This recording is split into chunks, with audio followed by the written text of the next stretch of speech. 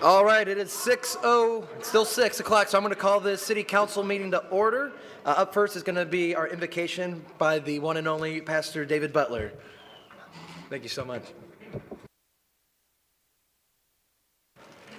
Would you bow your heads in prayer, please? Heavenly Father, we welcome you into this meeting tonight. We are grateful for the privilege of being in the induction ceremony. We thank you, Lord, for those that have been chosen. We ask that your blessings be upon them. Father, we just thank you for our city and our community, and we declare that you are the Lord over our community. And Lord, we just thank you that tonight, as we carry on in business, that thy kingdom come and thy will be done is our prayer. And now the blessing is this: may the Lord bless you and keep you. May his face shine upon you and be gracious towards you. May he give you his peace and his favor. Amen. Thank you again. All right, the pledge by Councilwoman Hebert.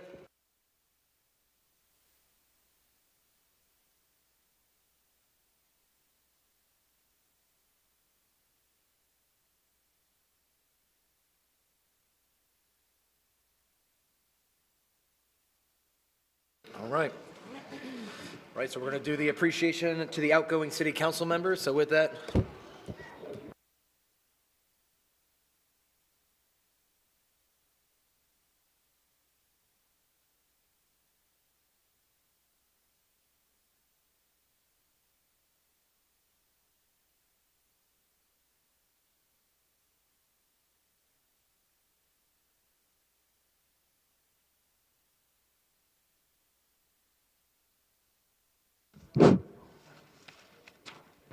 Right there. Yeah, Allie, if you would.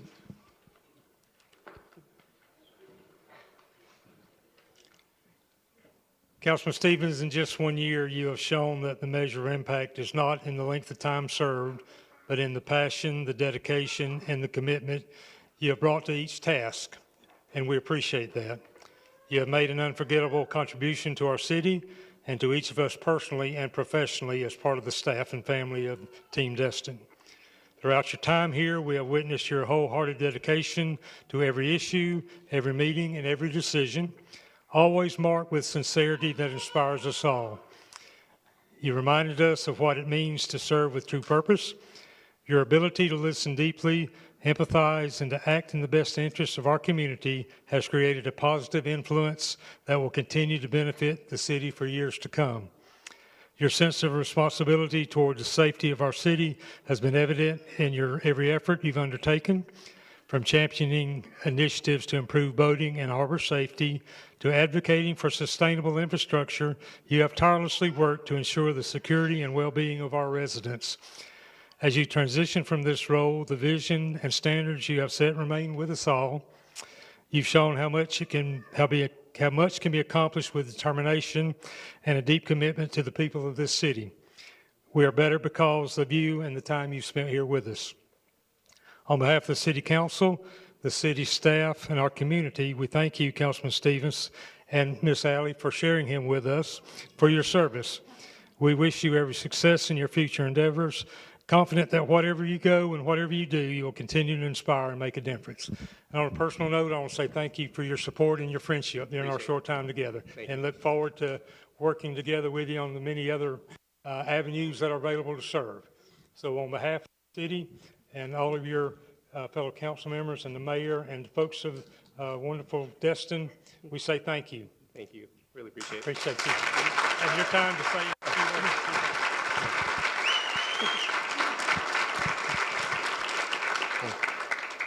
Well, guys, thank you all very much. I want to say thanks to the council for believing in me and giving me the opportunity to serve. Staff, really appreciate working with you guys. I learned a lot from y'all. And I want to thank my wife, my kids for letting me be up here. And Come on, guys. well, this is one of my 3 kids at least. This is Leilani. And then also, I'm not done yet. I'm going to get back on the committees and boards and try to get some stuff done that way. And hopefully y'all see me back in a couple years. So thank y'all. Thank you so much.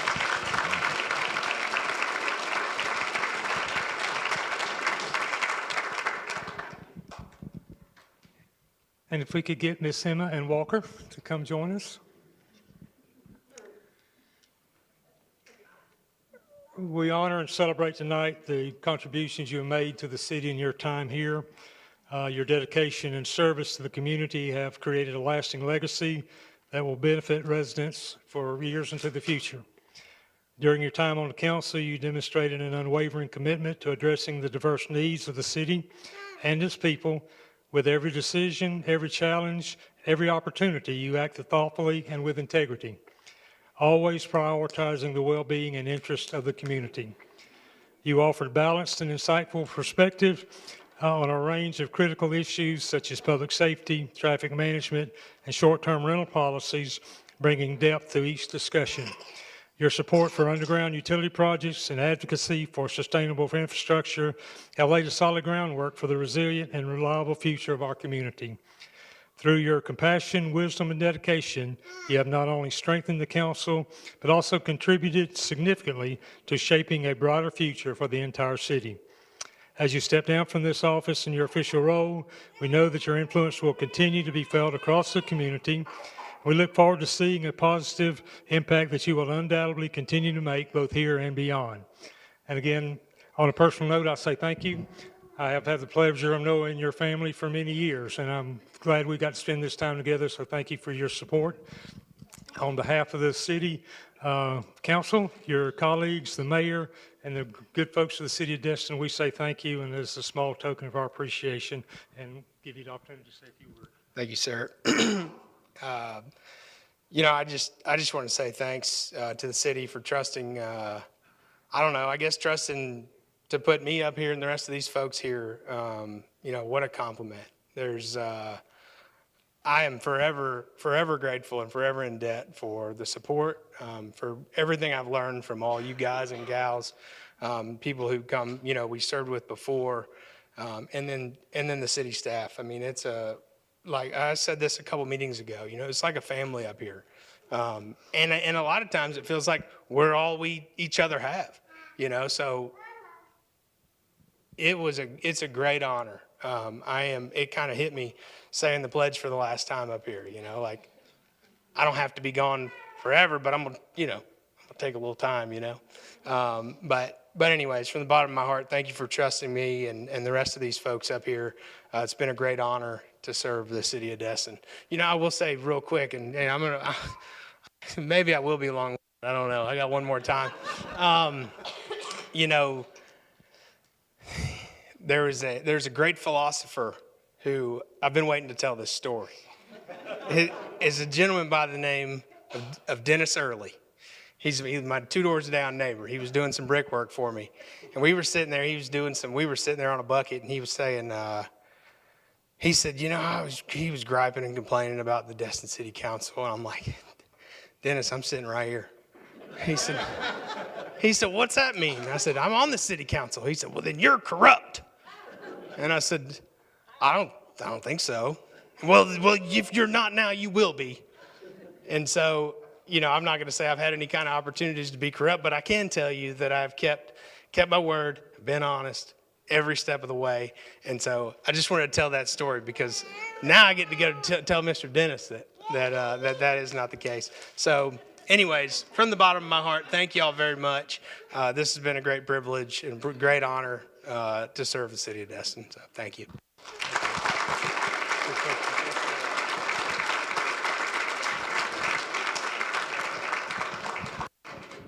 At this time, if I could have Commissioner Ponder is going to swear in 3 of our new council members. Rodney Braden. Where is Councilman Braden? Oh, there he is.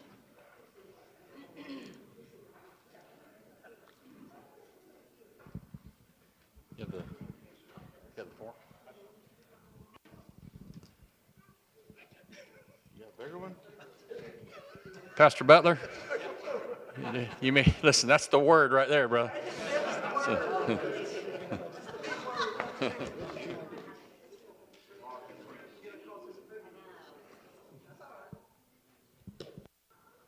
Mr. Braden, it's a great honor to be able to do this with you this evening. So if you would please repeat after me, raise your right hand. Got your hand on the Bible.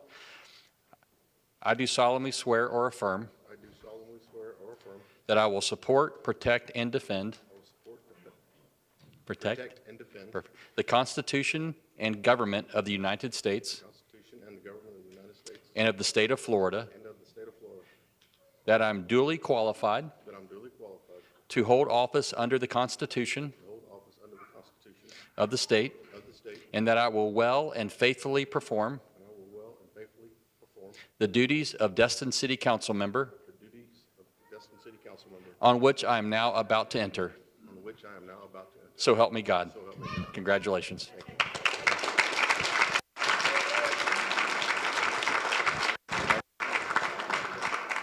Mr. Destin.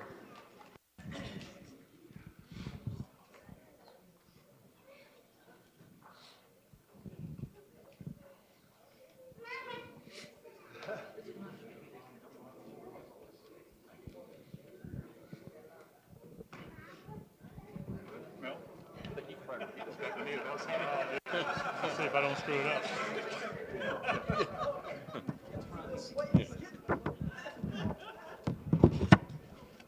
For those of you who know Councilman Destin, I almost felt bad because I felt like he'd probably recite this back to me.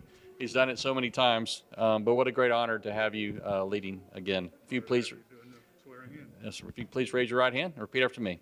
I do solemnly swear or affirm I do solemnly swear or affirm that I will support, protect, and defend that I will support, protect, and defend the Constitution and government of the United States the Constitution and government of the United States and the state of Florida, and the state of Florida, that I am duly qualified that I'm duly qualified to hold office under the Constitution to hold office under the Constitution of the state, of the state, and that I will well and faithfully perform that I will well and faithfully perform the duties of Destin City Council member the duties of Destin City Council on which I am now about to enter. on which I'm now about to enter. So help me God. So help me God. Congratulations. Thank you. Awesome.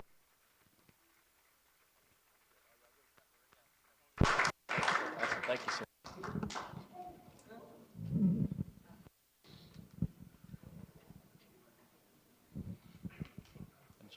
Pastor David? Pastor David? Do the honors.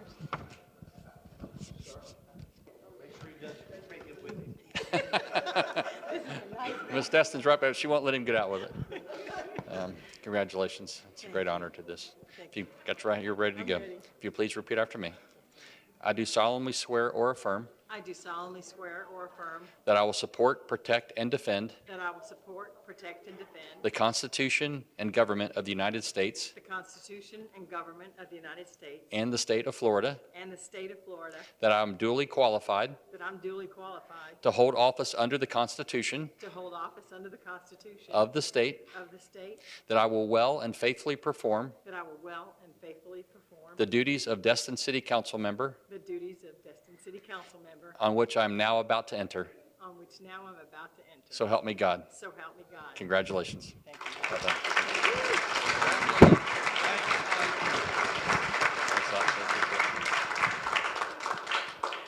And Judge Angela Mason and Councilmember Sandy Trammell. Destin's first judge.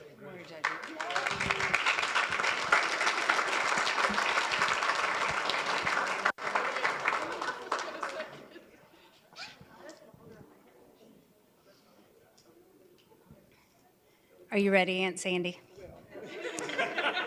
Listen, we're a small family town. I can still say that. You ready? I do solemnly swear or affirm that I will support, protect, and defend the Constitution and government of the United States and the state of Florida, that I am duly qualified to hold office under the Constitution of the state, and that I will well and faithfully perform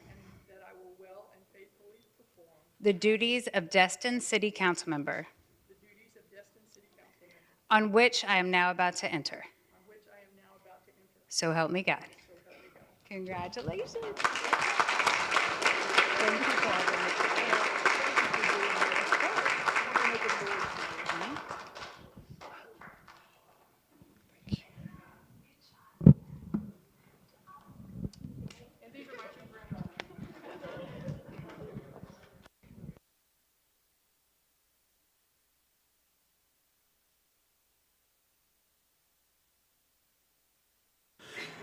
All right, so moving right along, the next thing is the election of Mayor Pro Tem. So if we have any nominations, I'd like to make a nomination of Dewey Destin. all right, second by Councilmember Bagby. Any discussions? Mayor Pro Tem. All right, so I have a motion and a second to nominate Councilmember Destin for Mayor Pro Tem. I will call the vote.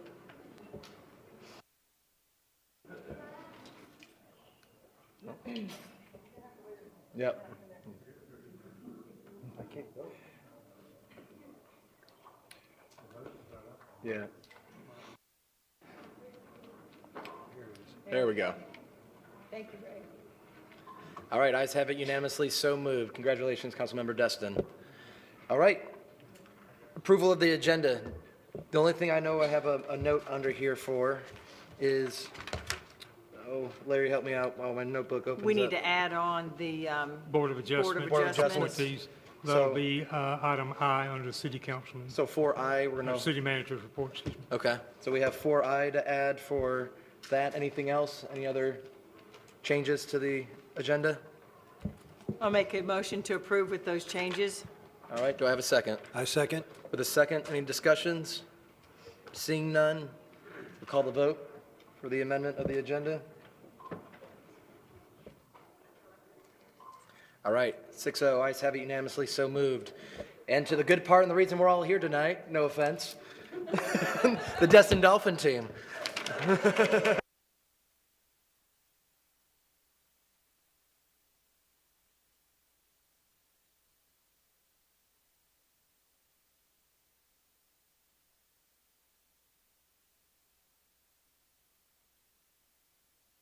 All right, I'm just glad it's not a bunch of whereases for our resolution.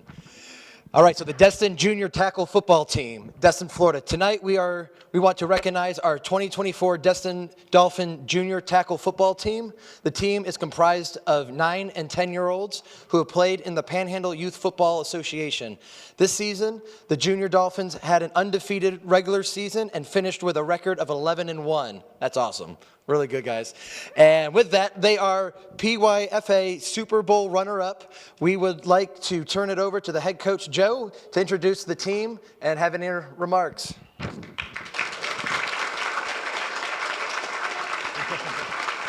Hey, well done, man. Congrats. Thank you. All right, I know y'all are ready to get these kids out of here, and thank you for the free food. Nobody knew that was going to happen, so they wiped y'all out over there. We appreciate that. It's really cool y'all are doing this, so thank you everybody for putting this together. We preached all year that football is a community sport. If you go to a high school football game on any Friday night, you have 60 kids on the football team, you got 20 cheerleaders, you hopefully got 60 band members, you've got families working the concession stands, working the gates. Football in a small community is a community sport, so thank y'all so much for having us in our community to recognize what we did. I do want to recognize each kid, and that's going to take some time, so I'm going to quit talking. If my coaches would come up here as well, I want to recognize those guys. So y'all start making your way up, and I'll call your name out. Chris Strother, come on, Deontay Sheffield, Earl Strickland, Darren Updegrove, Kevin Kramer, Taylor, Brandon, there you are. Okay, come on, Pat Andrews. Guys, we started this football program 4 years ago. Destin City had lost its tackle football program to flag football and other sports, and we started this thing up 4 years ago, and we got better and better every year. We had probably the largest coaching staff in the PYFA. 2 other people, you can stay back there, but Mr. Riggs, thank you so much. Betsy Smith, thank you. We had a full-time videographer at every game and a full-time camera lady at every game, so thank y'all so much. All right, boys, here's what we're going to do, all right? This is coach speak. All right, we're going to move fast through this, okay? You're going to come by, the mayor's going to hand you something and shake your hand. You got me? I'm going to call your name out, and we're going to walk down here and stand in front of the coaches. Everybody got that? All right, let's go. Let's go. Michael, you're up first, number 10. Cool.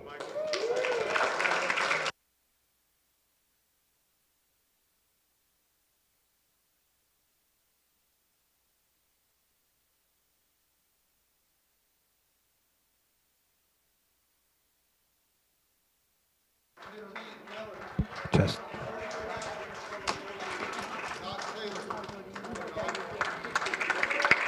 Who's next? the mic when you go up. Let's go, William.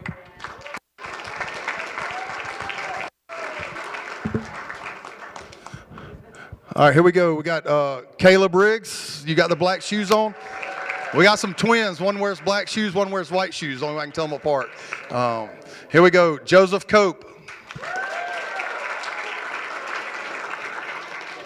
Let's go, Brooks.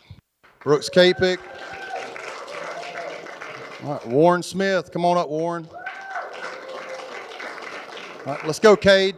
Come on, Cade. Cade's got the bling on tonight. He's dripped out. All right, come on, Grayson B. We got a few Graysons on the team. Grayson B. All right, I don't know how they did this, but we got our two Bash brothers right here. Elijah Cooper, come on up, Eli. Come on, Eli. And then Grayton Robbins. Come on, Grayton. All right, let's Hudson Riggs. All right, Sloan. Come on, Sloan. Good job, bro. All right, Grayson Strickland. Come on up, buddy. Good job. All right, Boston. All right, let's go, Big Mateo. Come on, big dog. All right, Brody Merrill. Come on, Brody. Come on down, bud. All right, Brosnan Kramer. Sci-Fi, come on down, buddy. Styles Tolbert, come on, Styles. Let's go, big dog. Come on, big dog.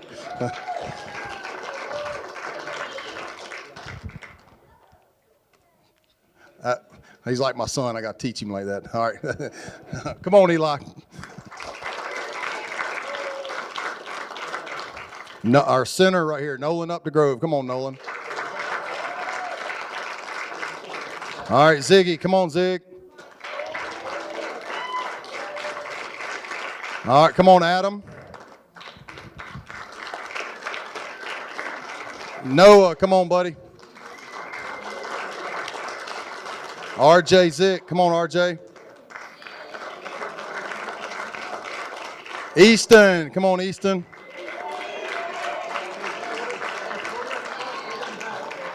All right, Wells, come on, Wells.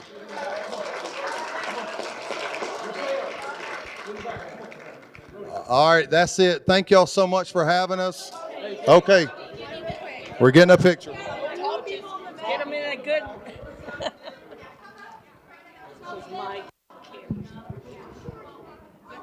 It was my job.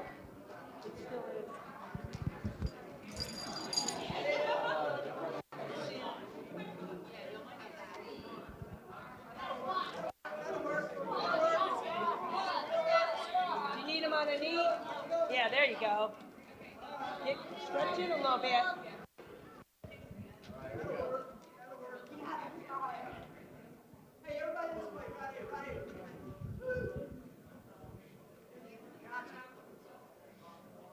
What an awesome group. Just think. Woo!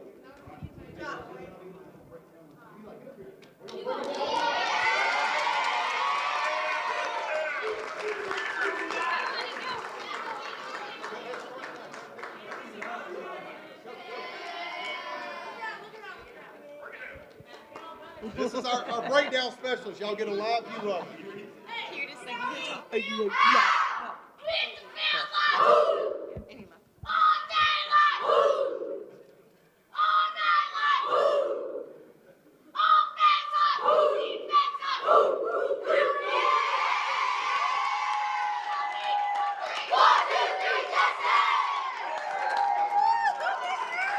Way to go, guys. Way to go. Yeah.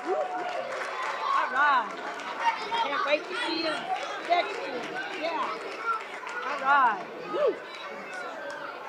Good guy. Good job. Man, what do you do? Thanks for everything. I think this is a good one.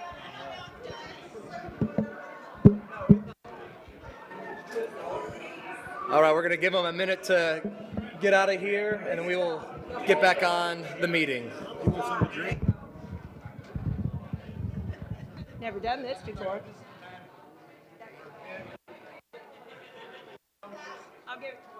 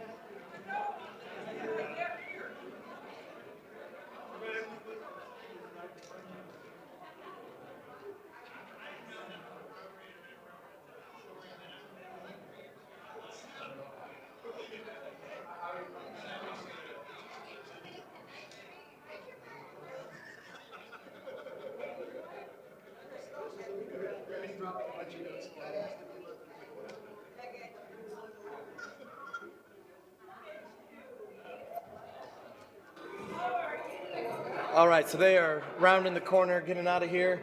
Okay. Yeah. There we go. Thank you, Lisa. All right, so as the doors shut, we are going to start with opening up for public comments.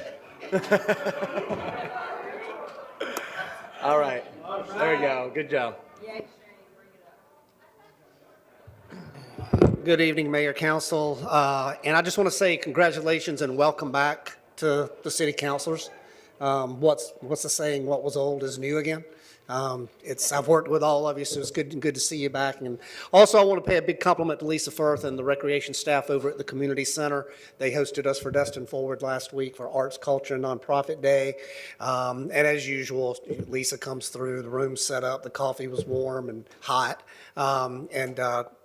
We just appreciate the partnership, and as y'all know, I try to get the class in different facilities in the city throughout the year. So next month for Small Business and Economic Development Day, we'll be at the library. So working with Wynn on that. So thank you very much. All right, thank you so much. Anyone else here from public comments who would like to speak? All right, seeing none, we'll close the public comments, and I will entertain a motion for the consent agenda. Make a motion to approve. All right, I have a motion. Do I hear a second? Second. And any discussions? Seeing none, we'll call the vote for approval of the consent agenda. All right, ayes have it, 6-0, so moved. Moving right along, city manager report. Larry, take it away. Thank you, Mr. Mayor. First item is 4A is an update from our undergrounding utility consultants regarding the undergrounding project. There were some questions from council, and we asked them to come tonight to address those questions. So here we go.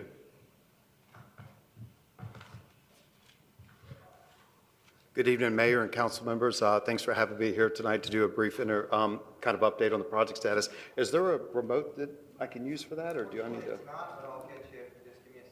Perfect, okay. So we can start with the first slide. Next one.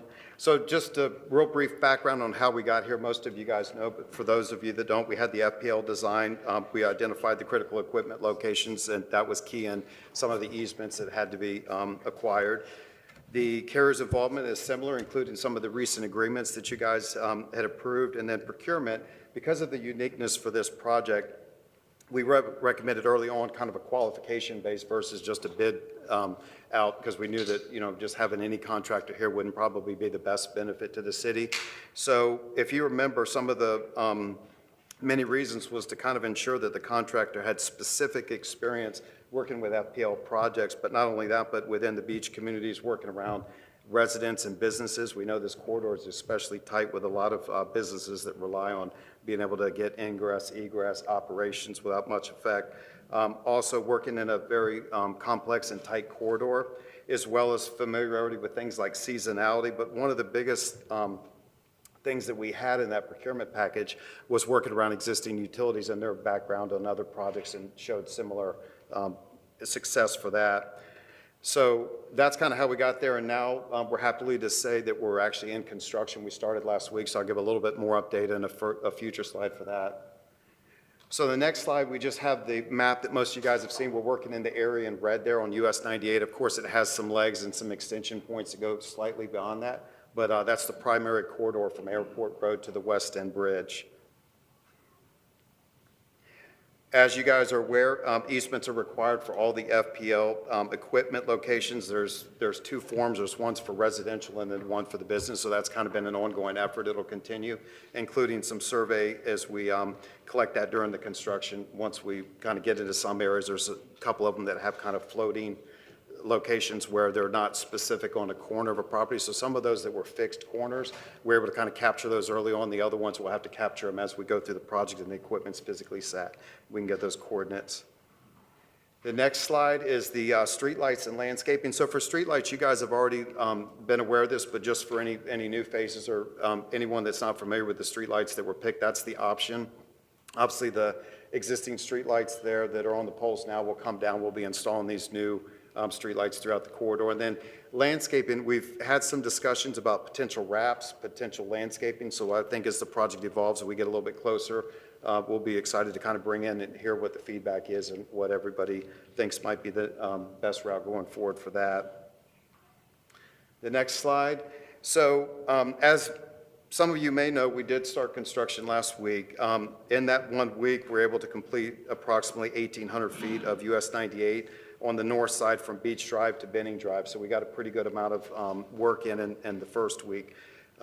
As we progress, the contract will continue to locate the existing utilities and place the new FPL and carrier infrastructure in the ground. We currently have a schedule of about 18 months. We hope, and based on past projects, that we will achieve that and hopefully get it done a lot sooner than that. But I guess the first week is not a true indicator of the overall project, but it should be a good starting point to kind of give you an idea of how quick and the impact being minimal.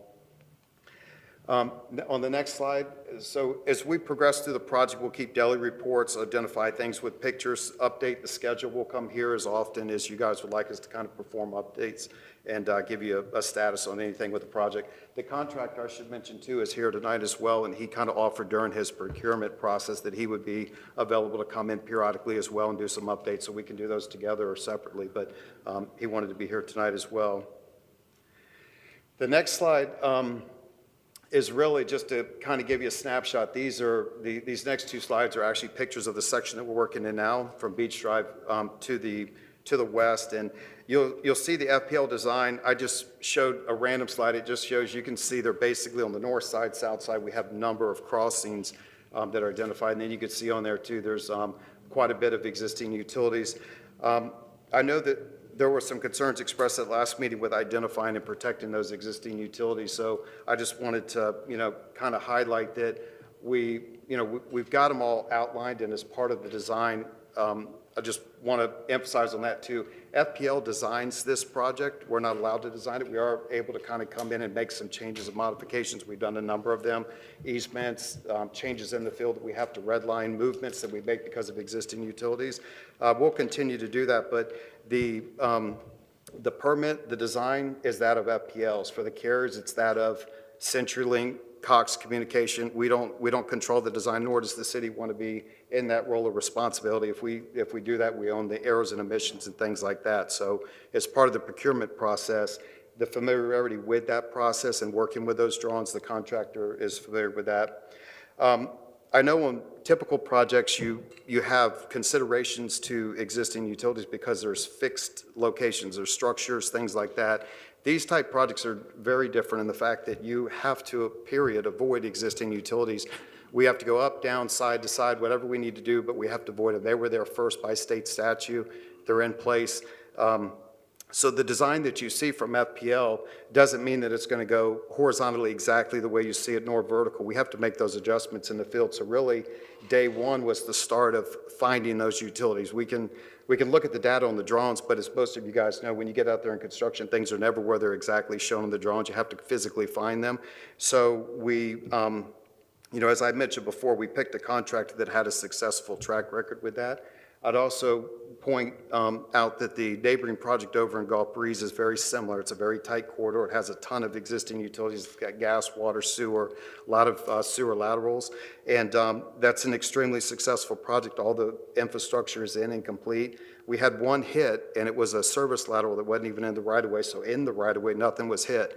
A lot of things were not marked, or we had to do a lot of work to try to find those things. But I just wanted to give some assurances that that's really an important thing. My background's in utilities, so I take a lot of pride in trying to make sure that those things are addressed and they're identified and that we capture them during the project. It's also true of all the other projects that we're doing in the state. We have a similar track record on those. So lastly, we do have a biweekly meeting moving forward. We've had them with the city. Moving forward, we'll have them with the contractor as well. We will invite all the utility companies. They've been invited to participate. We'll continue that. There could be some additional ones that get invited, but as we move forward, they'll be at the biweekly calls as they see fit or need to be there. We'll continue to address any concerns at those meetings, but in addition to that, throughout the project, I don't think you'll find another team that's as dedicated as we are to not have the problems that you'd expect. We've been in a lot of beach communities, and we know the expectations are high. We know your constituents are concerned, and that we want to make sure that we give you the confidence that those things are addressed, and they'll continue to get addressed. I'm always a phone call away. Our PM's available, our inspector's available. We want people to feel extremely comfortable calling us anytime. I don't work Monday through Friday, 8 to 5. I'm available weekends, nights. So if there's any questions or concerns throughout the project, I hope that nobody has any hesitation with reaching out to us. We want this thing to be one of the most successful projects that the city has encountered, and I think we can deliver on that.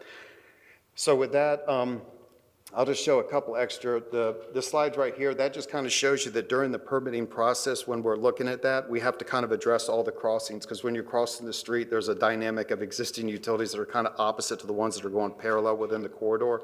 So this is just kind of a snapshot of how we go that and kind of how things have been looked at and sequential, during that design process, how we'll approach it. And then other than that, I'd like to turn it over and see if you guys had any questions or concerns that we can address. All right, no, I appreciate you being here. Thank you guys so much for all your time and dedication to this. Councilwoman Hebert? Thank you, Mayor.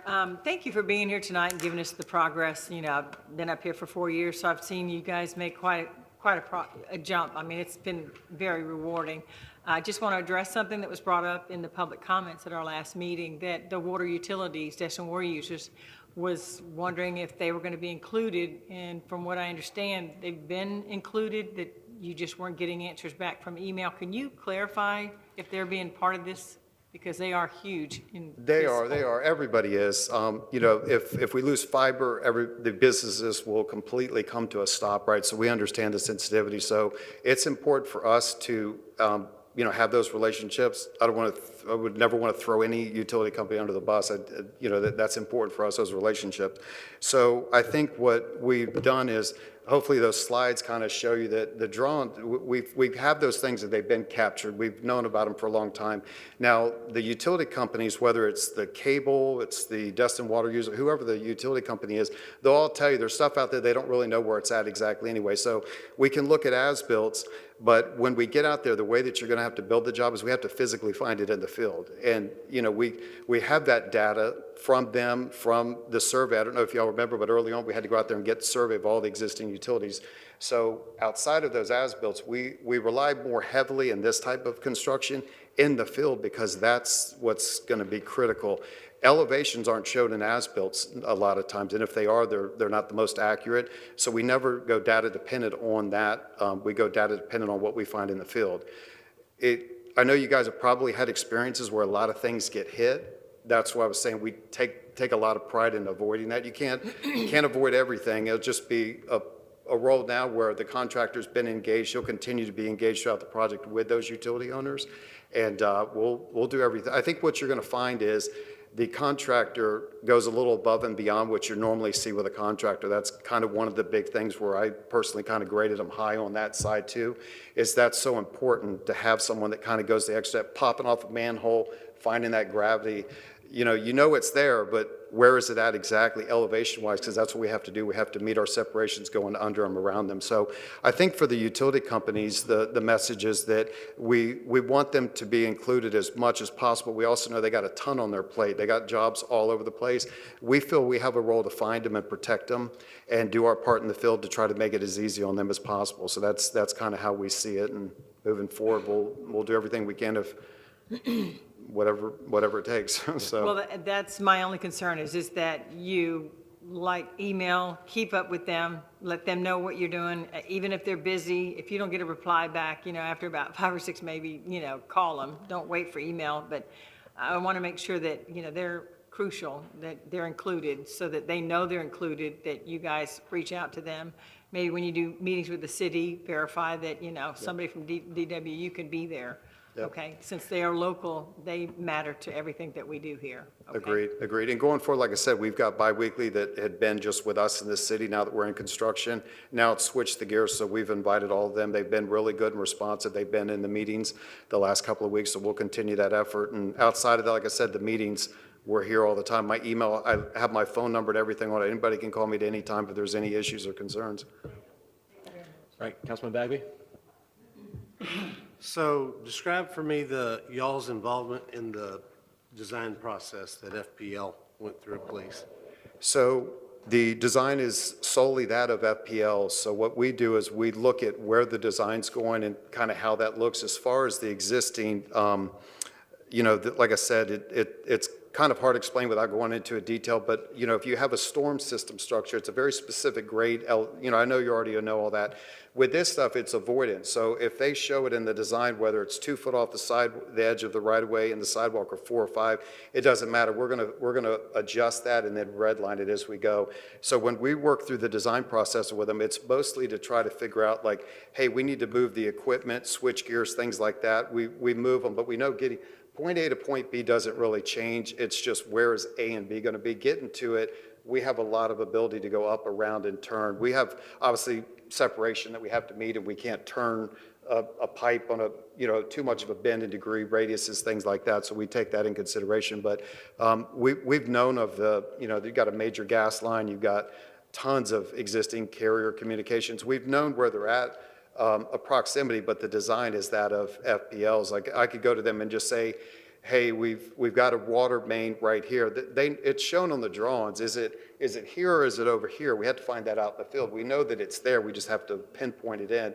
So that design, we couldn't go back to FPL and say, hey, you need to move your facility to accommodate that. They're doing that by saying you have to avoid them. They're there first. So by state statute, everybody else is underground and in there. They have the right. Who did the survey of the existing facilities? So we had a company called, it was Bullseye Survey, that came in initially, and what they did is kind of that. So they popped the manholes, find a lot of the existing utilities. So that and a combination of some as-built records and things.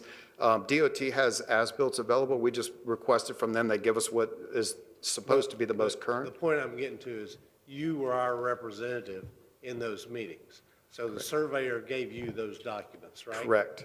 And then you gave them to FPL? Correct. Okay. So did you talk to the other utilities when you got the surveys to get them to confirm those surveys? No, not necessarily. What we did was we did make communication out to the utility companies prior to the construction. Throughout the process, they've all been provided with the FPL design. In fact, I had a pocket slide, but if you go to the FPL permit package, again, remember that designs, there's a permit. They're required by permit to issue the notification and the drawings to each utility company. That was done back in June, I believe, for FPL. So there's still nothing that the utility company would do. Let's just say that we get the gas company out here. They're aware of the project coming, but at the end of the day, you have to find it and verify it in the field. So we don't want to rely on that information nor give it to the contractor and say, hey, base your construction on this. We want them to find it in the field. So when FPL finished their design, did somebody in your office go back and check that against the survey you actually gave to them to make sure? Is that what you're saying We, is? we do that, yes. So we're taking the existing, so basically they're overlaying their facilities on ours. Again, like I said, they're going to show a lot of things that go right over top of utilities. That's normal in this process because you're going under it or around it. So there's, it's just not like everybody's probably used to a standard construction that's, if you're designing something, if you're the city and you've got a roadway project, those utility companies have to move to they're in by permit. However, you do try to avoid them in your design when you can. Ours is completely different in the fact that you're just avoiding them from the get-go. So you show them and you try to capture that existing information from the survey. But again, the survey is just picking up a horizontal. He doesn't know for sure. We have to go down there and find it. So that's kind of what I wanted to kind of assure everybody is that we know that responsibility. We know it's a big one. But we know that it comes down to the boots on the ground. Now's that time. So, but to answer your question, yes, we did look at that. We saw that coming in. We knew we knew some of the major critical facilities that are out there in the corridor. They were identified. Whether each exact and every one, relying on the survey data. I think even the utility companies have told us in this past week, we don't even know where some of our stuff is. So that's why I'm saying it's not that. We wouldn't want to base too much on those as-built because even they don't know where some of their stuff is. I'm not asking about as-built. I'm asking about the survey. Because the survey told you where everything was. Correct. At least on one plane. Absolutely on one plane. Correct. Possibly on the other plane. But, right. okay. So at the end, and I think you answered this question, I just want to make sure I understand. FPL came up with the design. You or somebody in your team took that design and took the survey that you gave them initially to make sure they didn't make a mistake or they didn't put a line that was too close to one of the existing lines, right? Right. That's kind of not a straightforward question because they're going to show their line right over top of a water line in some instances because we're just going below it. So we can look at, you don't get vertical information with the survey. You get some vertical data, but not a lot, where you can get the manholes access, but the water mains that are under. So they're just showing really what you're looking at is horizontal information. Mm-hmm. You're not getting any vertical information. They're very limited. You should get vertical information from FPL though, right? No. That drawing that we had kind of shows you the typical section. So what they're doing is they're showing, like, for instance, a water main typically will be 48 inches in depth, but it's not going to be 48 inches in everywhere. Right. They're going to have to, deflect. With ours, because it's power, it's complete. It can go 7 feet, 8 feet, 3 feet, as long as it meets the minimum 36 or whatever the crossing depth is for the DOT 72 inches. Whatever, as long as they're meeting that criteria, you can go as deep as you need to. You just have to miss everybody else. So you'll see the elevation on ours, which will get as-built at the end. But that FPL owns that as-built, whether they decide to give it to other people or not. That's the utility company themselves, but we do have access. So our planning department won't get a copy of that as-built? We will provide them with whatever the utility companies will release. FPL's, I wouldn't say it's proprietary, but they do have, they don't just give out anybody's, their as-built to their existing infrastructure, but we'll ask for them, and I don't have any reason to believe that they wouldn't give them to the city. Yeah, it's not their dirt. Right. It's right-of-way dirt. It's our dirt. Oh, I agree with you. I want to know what's on my dirt, right? I agree with you. So we have as-built that we collect, so if we're asked, we'll provide you with what we have. Okay, well, let's ask and get FPL to give us the as-built, please. All right, Councilman Destin. Thank you, Mayor. And I know you're not in charge of the easements. FPL is, I take it. But it's been about a year since they came by on my property on the harbor and said, okay, we want to put the line here and we're going to put some boxes here. And I guess we all shook hands, and I've yet to see anything in writing. How do you design a project when you don't know what your easements are?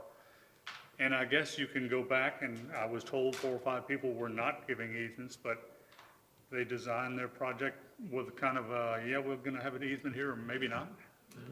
So we do move them throughout the construction project. It's not uncommon that we have a transformer at the beginning of the project, and that's why I mentioned, I think on the slide, I didn't go through it verbatim, but it does have where we have to redline things. We'll move that equipment all day long to, in order to accommodate it. Its design is where it needs to be, so before we go moving it, we have to get that approval process, so we work back and forth with FPL. There are a couple of people that, if we have the consents, kind of was saying, what we don't do is you don't want to go out prematurely and get that easement because it's specifically saying where the coordinates Yes, is. it is. so we have to wait till because let's say that the Destin Water Users has a water facility, so we have to say, hey, probably we have to move it over 2 feet over from where we originally told you. That's what we're waiting for. So that's when I said during construction, as we progress, we'll start getting that. That's when we'll go back to the owner and say, all right, we've got the documentation ready and prepped for you, now that we know the 4 coordinates of that box. So if we were to do it early, we would be kind of premature in that you'd spend that money for the survey, you have to go back out and survey it again. So we've had projects where we don't get the easements until the construction's about 80% done, 70%. We ideally don't want to be in those situations, but we have to work with whatever the homeowners or the business owners will allow for it. And you always have a few that will, maybe deny that request. So we're constantly looking to see where we can shift and move things to accommodate that. And I was just curious about when we were actually going to get around to signing documents. So it's toward the end of the construction, you think? I think, and I hate to put you on the spot, I think we have 40-something that are already recorded or in the process of it or surveyed. Let me have my PM come up for a second and just kind of, should give you more specific numbers. I hate that. Good evening. So we have 17 that are recorded at this time, and these are the easements that are butting up to the corners of properties where you have an easement where the equipment is set back from the right-of-way with a conduit line and we're not sure what's underground. Those will not be recorded prior to installation. So in the instance of the one on the Destin property, the Dewey Destins, that one is a floating easement. It runs all the way back. And then the transport, yes. So that one, we need the contractor to look at it to see if there's anything conflicting with that placement before we can go ahead and draft that sketch. So we will get there eventually. Yes, sir, we will. Okay, thanks. All right, that was the last one. That was an awesome presentation. I have more confidence now in you guys than ever before, even though I was at 100% before. I just wanted to commit tonight and be here personally and just say, I truly want this to be like one of your award-winning projects, and we want this thing to be extremely successful. We take a lot of pride. If we don't do good on this one, we probably won't get another one. So we're going to take a lot of pride. We can't guarantee anything, but I can promise you we'll do everything we can to make sure that the citizens and businesses and council and the city deserves a good project. We'll deliver on that, so we'll do our part. I think after our 6-laning PTSD, I think the community's very afraid of a 5-year-long draw out of another thing on 98. I'm really excited for you guys to rewrite our history forward with a better construction process. It worked out good with the timing of this meeting because we did get, in week 1, the contractor got about 1,800 feet in. So he got from Beach Road to Benning. Mm-hmm. So that's a pretty good progress in a week's time. So we knew that the progress would be pretty quick, but we knew that the concerns early on were like, hey, we're going to have lane blockages. And so those businesses in that corridor, hopefully they got a good sample of, getting through there, not really impacting them. So, we've got him sitting here tonight too, so if you want to ask any questions of him, but I think we've got a good one and we'll work hard to make sure that happens. All right, thank you guys. Thank the whole community. I appreciate everyone. It's a big team effort. Thank you for letting us be part of it. Thank you. All right, appreciate you guys. All right, Larry. Thank you, Mr. Mayor. Councilors, next item is 4B is regarding our state appropriation request. If you recall, at the last meeting, we brought a couple for your consideration. You asked us to add some more significant projects to that. So we are presenting you with a list tonight that includes the Matty Kelly outfall construction, the Clement Taylor Park renovations, Crosstown Connector, Stallman intersection improvements, the Morgan Sports Center safety net, and the Pickleball Phase 1 construction. So those are presented to you in your packets with the dollars that we would anticipate moving forward.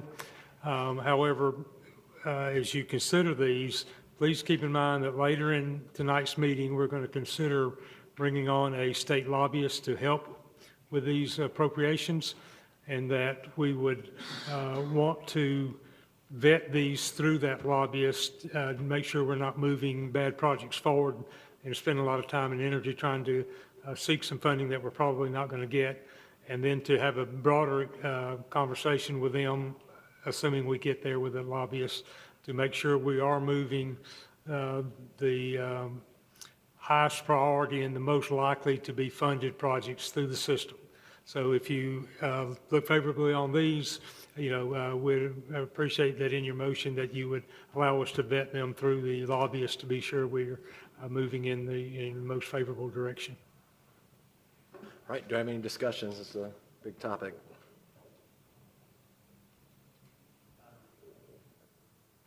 All right, Councilman Bagby.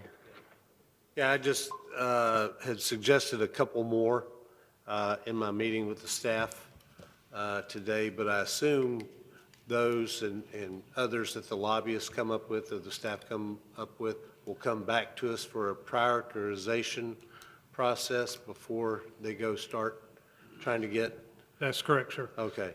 And we would ask for, if we get to the lobbyist, we would ask for that input and help prioritize them based on what their understanding is going to move through the legislature and have the highest priority of getting funded. Okay, yeah, and I think the two that I mentioned with the staff are both resiliency type projects, but there anything that we can do, because I mentioned that because I know there's resiliency money out there, but one of them was the undergrounding project, because again, that's not just an aesthetic. I know some people think we're just getting rid of all the wires, but to a lot of folks in this community, it's a resiliency, storm prevention, damage prevention, whatever project. So I would just ask that that be put on there. I'm not saying we're going to fund the entire undergrounding project. What I'm saying is we can get some state money and some federal money to help us do that project, which frees up money to do other things. Great.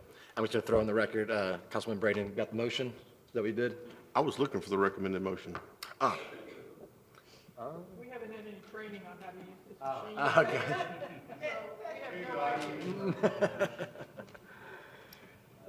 Did you find it or you? I move for staff to prepare. You got to turn on your. Oh, I'm sorry. I move for staff to prepare and submit appropriation requests for the recommended projects and submit those to the House and Senate offices when requested. Second. In a second, okay. And I would ask that we add the undergrounding project and the other project. All right, Councilman Destin, and then Councilman Braden, are you asking to speak as well? No. Okay. All right, Councilman Destin. Thank you, Mayor. I was looking at the request for Stallman, and it has design in parentheses. Now, we're paying Baxterville and Donovan already for design. So my question is, I would like to see money to actually do something. And by putting design in there, are we preempting ourselves?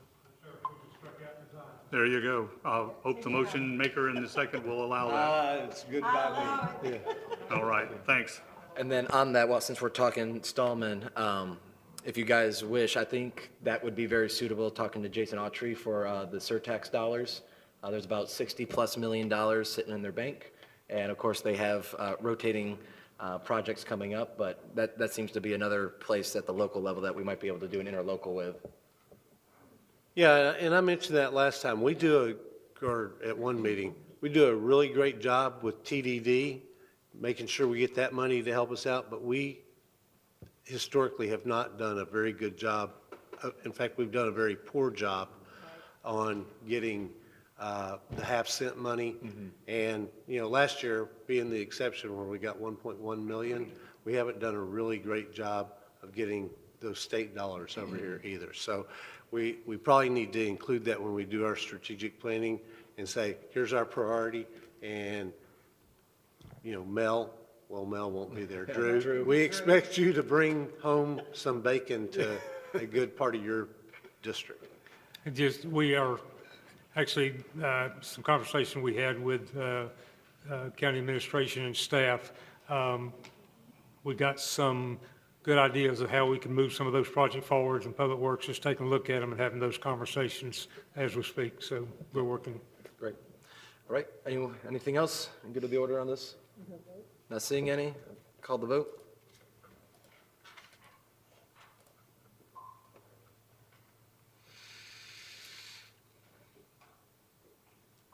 All right, ayes have it, 6-0. So moved. Item 4C is regarding our trash can enforcement update, and Ms. Tina from Community Development is going to share some good information with you. Yes, good evening, Mayor and council members. You all, I see, have your trash cans in front of you. So the first part of this item is just a quick update on our proactive code enforcement procedures that we're putting in place for the short-term rental trash cans. You all have examples of the sticker there in front of you. We've tried to work quickly to come up with a procedure to make it more efficient in the field for code enforcement officers to be able to, when they see these, be able to issue the citations as quickly as possible. So we work with the city attorney to come up with the language on the sticker to make sure it meets the statutory requirements for a warning. And so now the code compliance officers will be able to go out, and when they see a trash can in violation, they will be able to put the sticker on it. We'll make it very easy to see if a warning has already been issued so that they'll be able to issue a citation the next time they see that the same property is in violation. The second part of the agenda item is currently under the code, the regulations for the time that the bins can be at the curb only apply to short-term rentals. And staff is requesting authorization to move forward with a Code of Ordinances amendment so that we can apply those same time limitations to all residential properties. There seems to be a lot of desire for this from citizens. We frequently get complaints from people that are complaining about trash bins, and currently we can only enforce the short-term rental. So we'd like authorization to move forward with that, and we would request a legislative sponsor if we could get one. I would like to be that legislative sponsor. Thank you. All right. With that question on the long-term versus short-term, are we allowed as a city to have different warning systems for two different categories? Sure. Okay. All right. Councilman Destin? The inclusion of regular residential into this enforcement. The great majority of our problems have been with short-term rentals. I've been asking around town. I can't find a single person who thinks it's appropriate that we sick code enforcement on all the residents who may or may not leave their can out too long, too short, wrong day. We've got code enforcement that's pretty strapped to do what they're doing, to start writing tickets to everyone who's not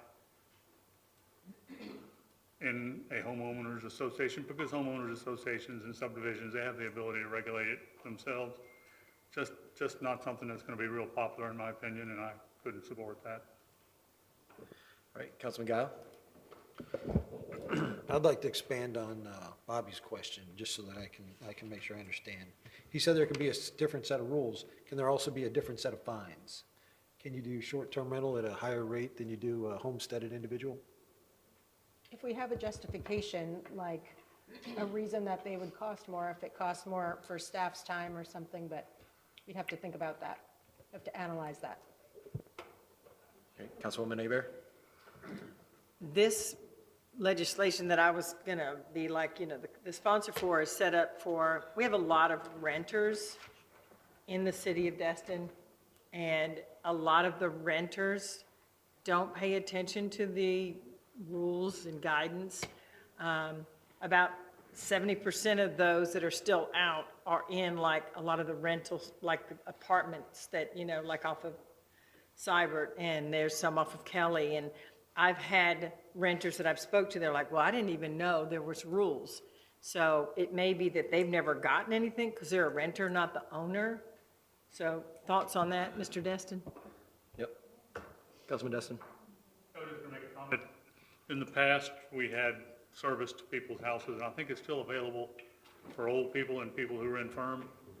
Are we going to be able to incorporate something into the enforcement that old folks or other folks who have an exemption and who actually under the franchise are allowed to pay extra and have the garbage people come and get their garbage? Are we going to be able to make sure that they don't get written up for not having their cans out or in a timely fashion? Okay. Councilman Bagby? We're going to answer Dewey's Oh, question. yeah. I think that was a real question. Yeah, okay, I don't know if that was hypothetical. And Was it rhetorical? Rhetorical. It's directed towards staff or the city attorney or whoever may have the expertise to answer a I question mean, like there's that. provisions in our waste management franchise contract where you can actually, if you have a legitimate ADA issue or a handicap issue, you can get exemptions. I don't know that there's one just on age, but let us. There take all- was, may it's not be, but there was. So we'll take all your comments and see what we can come back with that satisfies the concerns. So go ahead and keep telling them to us. Councilman Bagby? We're taking notes. Yeah, I would suggest a compromise here that we go non-homesteaded properties as opposed to just short-term rentals, because in that way, that solves the issue on Main Street or over in Teresa's part of town where people are leaving their trash cans out, and that solves the short-term rental issue, and then the people. So I would ask the motion maker to, or the legislative lead to maybe consider that. Yeah, Councilwoman? That's exactly what I agree totally with, that this isn't meant for those that are homestead, because 99% of the time it's an accident if they haven't pulled it in. But those that are renting and not homesteaded, maybe apply this to them like we do with the short term. That would be something I think that even those that are the taxpayers in the city would have an agreement with. So can we work that into it? Yes. Yeah, because I think GIS would have the ability to overlay for code the homesteaded properties so that they could be driving down the street and they see a trash can, they go, oh, homesteaded property, and just go to the, I mean, you can do anything with maps these days. So that would just make it easier as opposed to some of the other things we've discussed. All right, Councilman Braden. That was my question, is we didn't want to put more work on code compliance, but how are they going to determine which home is homestead and which one is not? Do we have that technology? We have that information. We can pull it from the property appraiser's website. So how hard is it going to be? I mean, do we have that ability to overlay something? I mean, does code compliance have a computer in their truck where they can overlay it and they're riding around town? And Yes. is that quick and easy? Yes. Okay. All right, Councilwoman Aber, anything? All right. I move that council direct the city manager to proceed with bringing forward amendments to the code of ordinance addressing allowed time periods for non-homesteaded properties to have trash bins at the curb. All right, I have a motion. Do I hear a second? Second by Councilman Bagby. All right, I don't see any further discussions. Thank you. We'll call the vote. Don't thank us yet.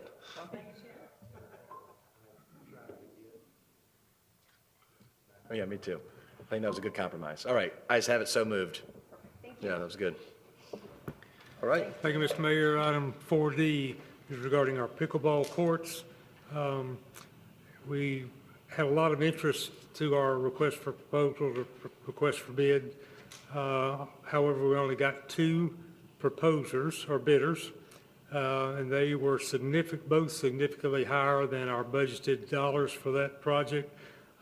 One by doubled, and the other one would have been doubled if it had included the restroom. So there was some communication error between the time questions were asked and the time they were answered, that one of the bidders left out the whole restroom facility. So we would recommend that you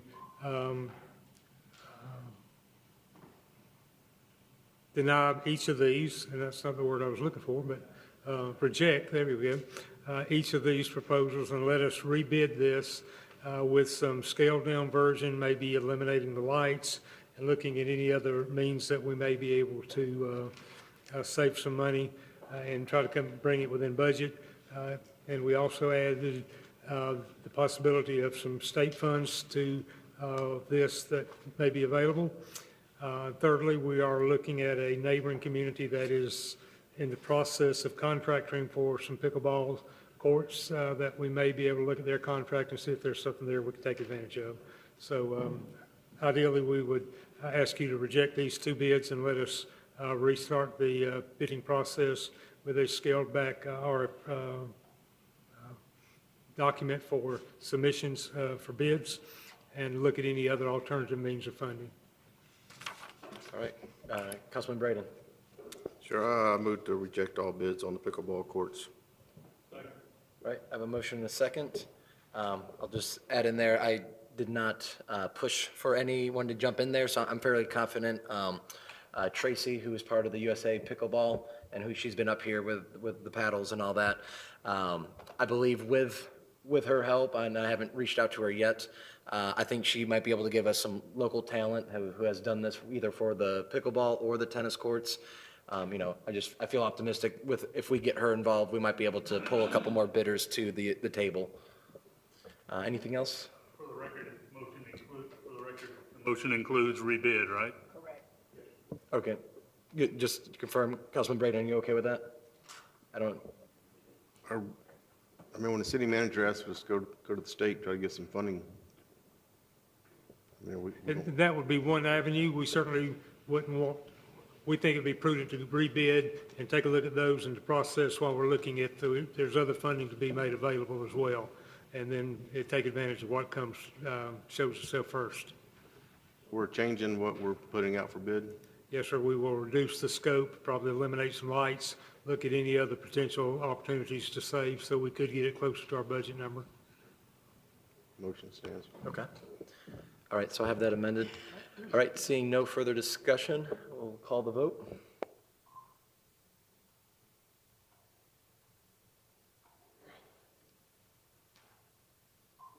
All right, ayes have it, so moved, 6-0. Thank you, Mr. Mayor and council members. Our next item is the discussion for the building fee update. And our consultant is here, and he will share a presentation with you. Good evening, Mayor and Council, and my name is Alan Steinbeck. For those of you who are newer, and Councilman Braden, good to see you again after many years of not being in front of you. I'm here to present this item. Next slide, please. We've taken several steps to cover the issue of this project, and we've evaluated fee revenue across various categories.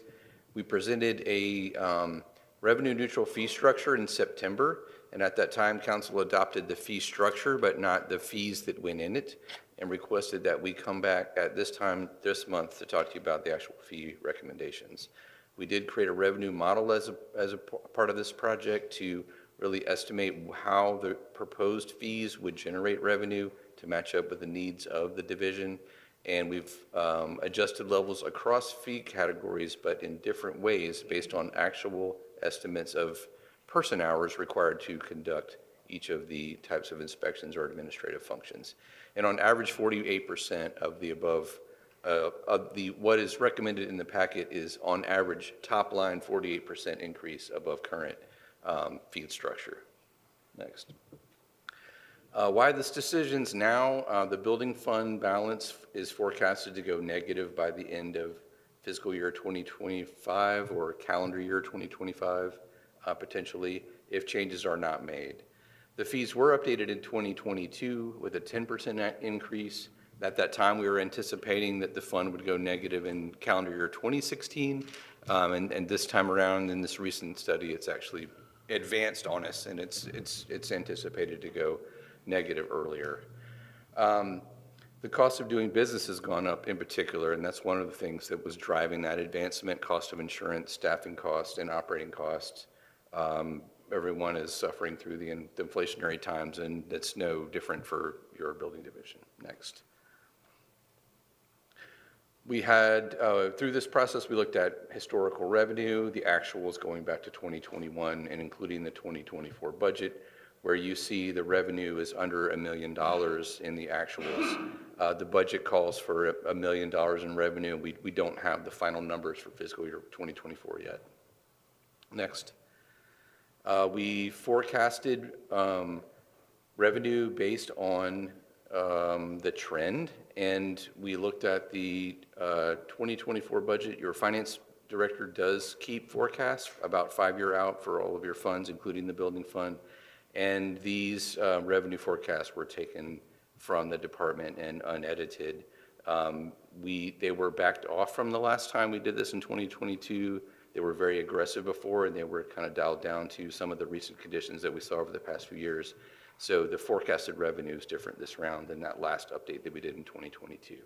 But this shows How it works in terms of the money coming in, the fund expenditures, and the net operating costs that go in there. There's also a transfer out of the fund that pays for technology. It goes back into the general fund, out of the building fund, and you see that change in fund balance projected to go down by the end of the year here, and going over $1 million over the next several years. So meaning over $1 million is going to have to come from somewhere else unless some other course of action is taken to adjust. Next, please.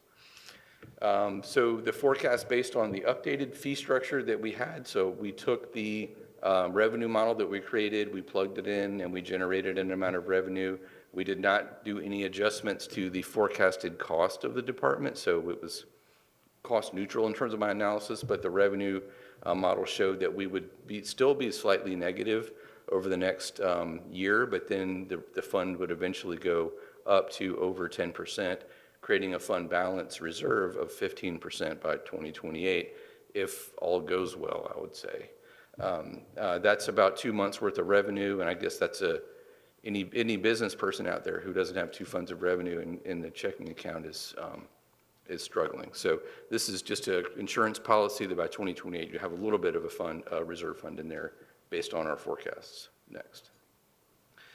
So our recommendation is to raise review, permit, and inspection fees according to the proposed schedule to build that fund balance up. That fund balance can be used for capital expenditures on building equipment and vehicles. There was a $116,000 dedication to equipment in this year's budget, so that was one of the things that we needed to roll into this calculation, and that was spread out over 10 years within the fee calculation that we did. But there are other things that the building department needs to spend money on, and that reserve can sort of be built up a little bit and spent in that way when you need a new truck or what have you. Otherwise, the revenue model is just to cover the cost of staff, operations, and what happens inside the building. So that reserve is important for that purpose as well. Next.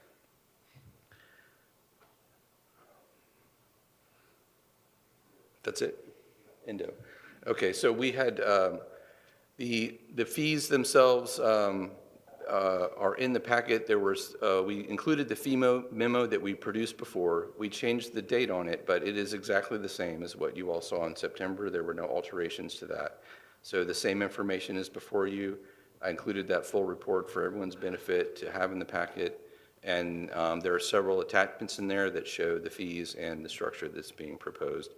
In order to adopt this, there would need to be a resolution, a scheduled hearing, and just like you would adopt anything. We're not asking you to adopt tonight, but we are trying to get this finalized and scheduled for a hearing and adoption in January is the proposed time frame, should council feel obliged to move forward with this at this time and lend its support to what's being recommended.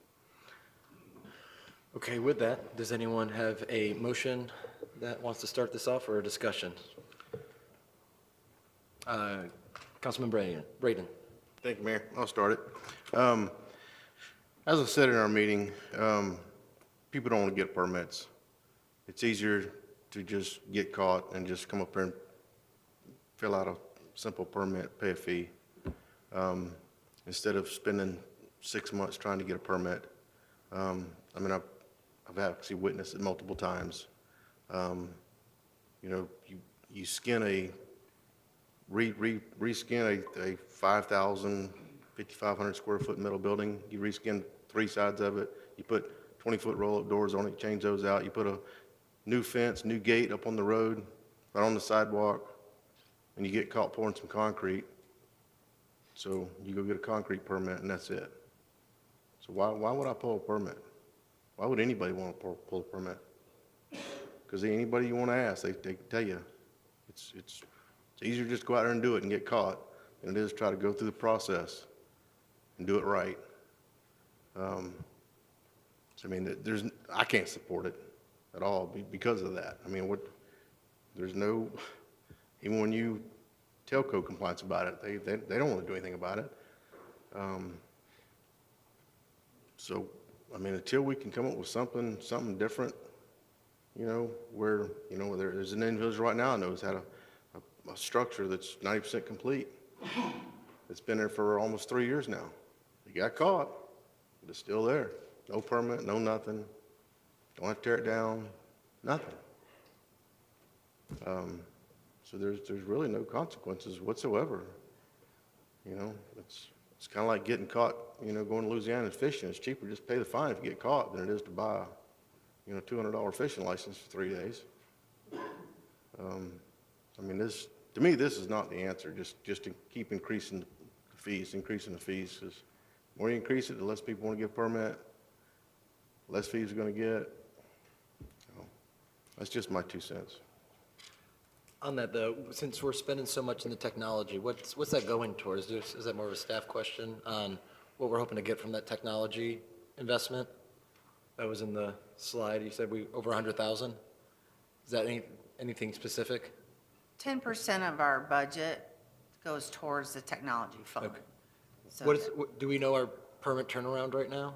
I'm sorry? Do we know like what our permit turnaround is for? 'Cause I know that's been something that we've all been wanting. Do we know where we're at as far as what it takes to get a typical permit? Time of submission Yeah, to submission issuance? I mean, obviously I know it that depends. varies depending on project. I mean, you know, but typically if everything's submitted like it's supposed to be, then, I mean, it can be turned around within 20 days. So, Okay. but most Yeah. of the time, there's back and forth comments between staff and the submitter, and that's what delays a project. Gotcha. All right. Yeah. Good to know. All right. One iteration is baked. You know, 2 is not uncommon even. So, but yeah. Councilman Destin? Thank you, Mayor. I understand their need for more revenue, but I understand the people that are buying the permits need to simplify and make the process faster. That right there would probably generate quite a bit more revenue. I can't support a 48% across the board when we just did 10% 2 years ago. And I noticed there's some big discrepancies. Some are 15, and I think a permit for a new pool is 250% increase. So I can support a reasonable increase, but I want to see us not always, our first gut reaction when we need money is increase fees, increase taxes. What can we do to make costs more efficient? Where can we save money? So, like I say, I can understand that they need more money, and I'm willing to go down that road a ways, but not a 48% increase after a 10% increase 2 years ago. Too much. And I want to see some improvement on how quickly you can get a permit. It's really that simple. I'd get a lot more enthusiastic about supporting when it became simple and quick to get these simple permits. I'm not talking about a big development order complex but fence. To go get a permit to fix my roof or to put up a fence or to do some minor repairs, that needs to be something that can be turned around in a couple of days, a week at the most. So. Councilman Gao? Are you done, Mr. Harrison? Okay, I'm sorry, I wasn't sure. I'm a building contractor, roofing contractor. I pull permits in Destin every day. Roofing permits, turnaround's 24 hours, as long as I fill out the permit application properly. I don't typically build houses in Destin, but I would anticipate that would take a month because of the environmental plan and everything else that has to be included, the wastewater, the environmental, and any of the other evaluations that are required. If I do a remodel permit, as long as I fill out the paperwork properly, less than 3 days. I don't see the issues unless I see where people aren't filling them out properly from my end. And if they need help, when I needed help because we changed into that system, all I did was call and somebody was right there ready to answer my questions and guide me through the software. I'm all for a permit fee increase because it's what benefits the city overall. So I'm here to support it, and I'm the one that's the user. I use it probably more than anybody else on this dais. Councilman Bagby? So a couple of questions. What is the cost of doing it and asking for forgiveness? double your permit fee. Okay. So there is a built-in, you hope you don't get caught type thing where you don't. See, I'm kind of in between Mr. Destin and Mr. Guile. I'll support an increase because we're going to have to pay for the building department anyway. So we can either pay for it for the people that use it, you know, who put the cost on the city, or we're going to have to put it on the general taxpayers. So I'm maybe not at 48%, although the pool thing jumped out at me too, but I was like, well, if anybody can afford to put a private pool in their backyard, they can afford to pay the $250 or $400. Could I make a comment regarding the pool permit and the fee for Sure, the pool? yeah. In your packet, there's an attachment called permit fee examples, and I don't know if you had a look at that. So I plugged in all the numbers for this particular new pool, which was an expensive pool, by the way, $126,000 pool. And the cost of the permit, the actual cost of the actual permit for them only went up by 28%, because it's just the building fees that are going up, not the planning fees and not the engineering fees that are also assessed on this permit. So just the pool permit fee went up out of its totality, what the customer had to pay, by 28%. Yes, So- your walk in and out of the door experience is not affected by 48% when you look at your total costs. This is only just a portion of what a normal applicant who has a complicated development project would need to pay. How much would that permit be at a $120,000 pool? That pool permit originally was $501.41, because the building division only charges $66 and a $55 admin fee and a $33 review fee. That was all the building division got off that permit. The rest went to planning and engineering. Planning got $105, engineering got $137. So planning and engineering made more than the building division did on that permit. And the building division had to go out there 4 times doing an inspection. That money did not cover our cost. Okay, I'm going to reclaim my time. I think we've gotten down a rabbit hole here. The point I want to make is the same point Mr. Destin wanted to make, and I understand Mr. Guile, and he does. He probably has pulled more permits than all of us up here combined. But we have to technology, it has to be quicker, faster, cheaper, so that, I'm glad he can get, would you say, a roof within 24 hours, or, yeah, so that ought to be, anything, it shouldn't take over a week unless it's a really complicated, and I understand review, I'm just talking about the permitting, okay?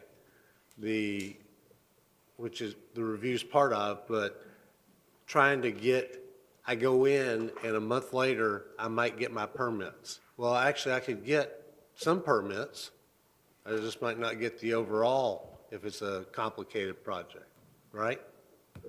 So do we wait? Let me ask this question, because I don't know as much about this as, Mr. Guile or Mr. Braden or probably anybody up here. If you have a project, a detailed type project where you get multiple permits, right? Can you have that? I mean, you can. I mean, a new single-family home could have up to 5, 6 permits, right? Okay. Because you got one for the new home itself from the contractor, then you got your trades. Right. So do we wait till all the permits are approved, or the roof got approved in 24 hours and the plumbing got approved in 72 hours? They're typically all submitted separately by each contractor, trade contractor. So typically it's the new home that comes in first, and that we kind of serve that as the master, and then the trades come in behind it.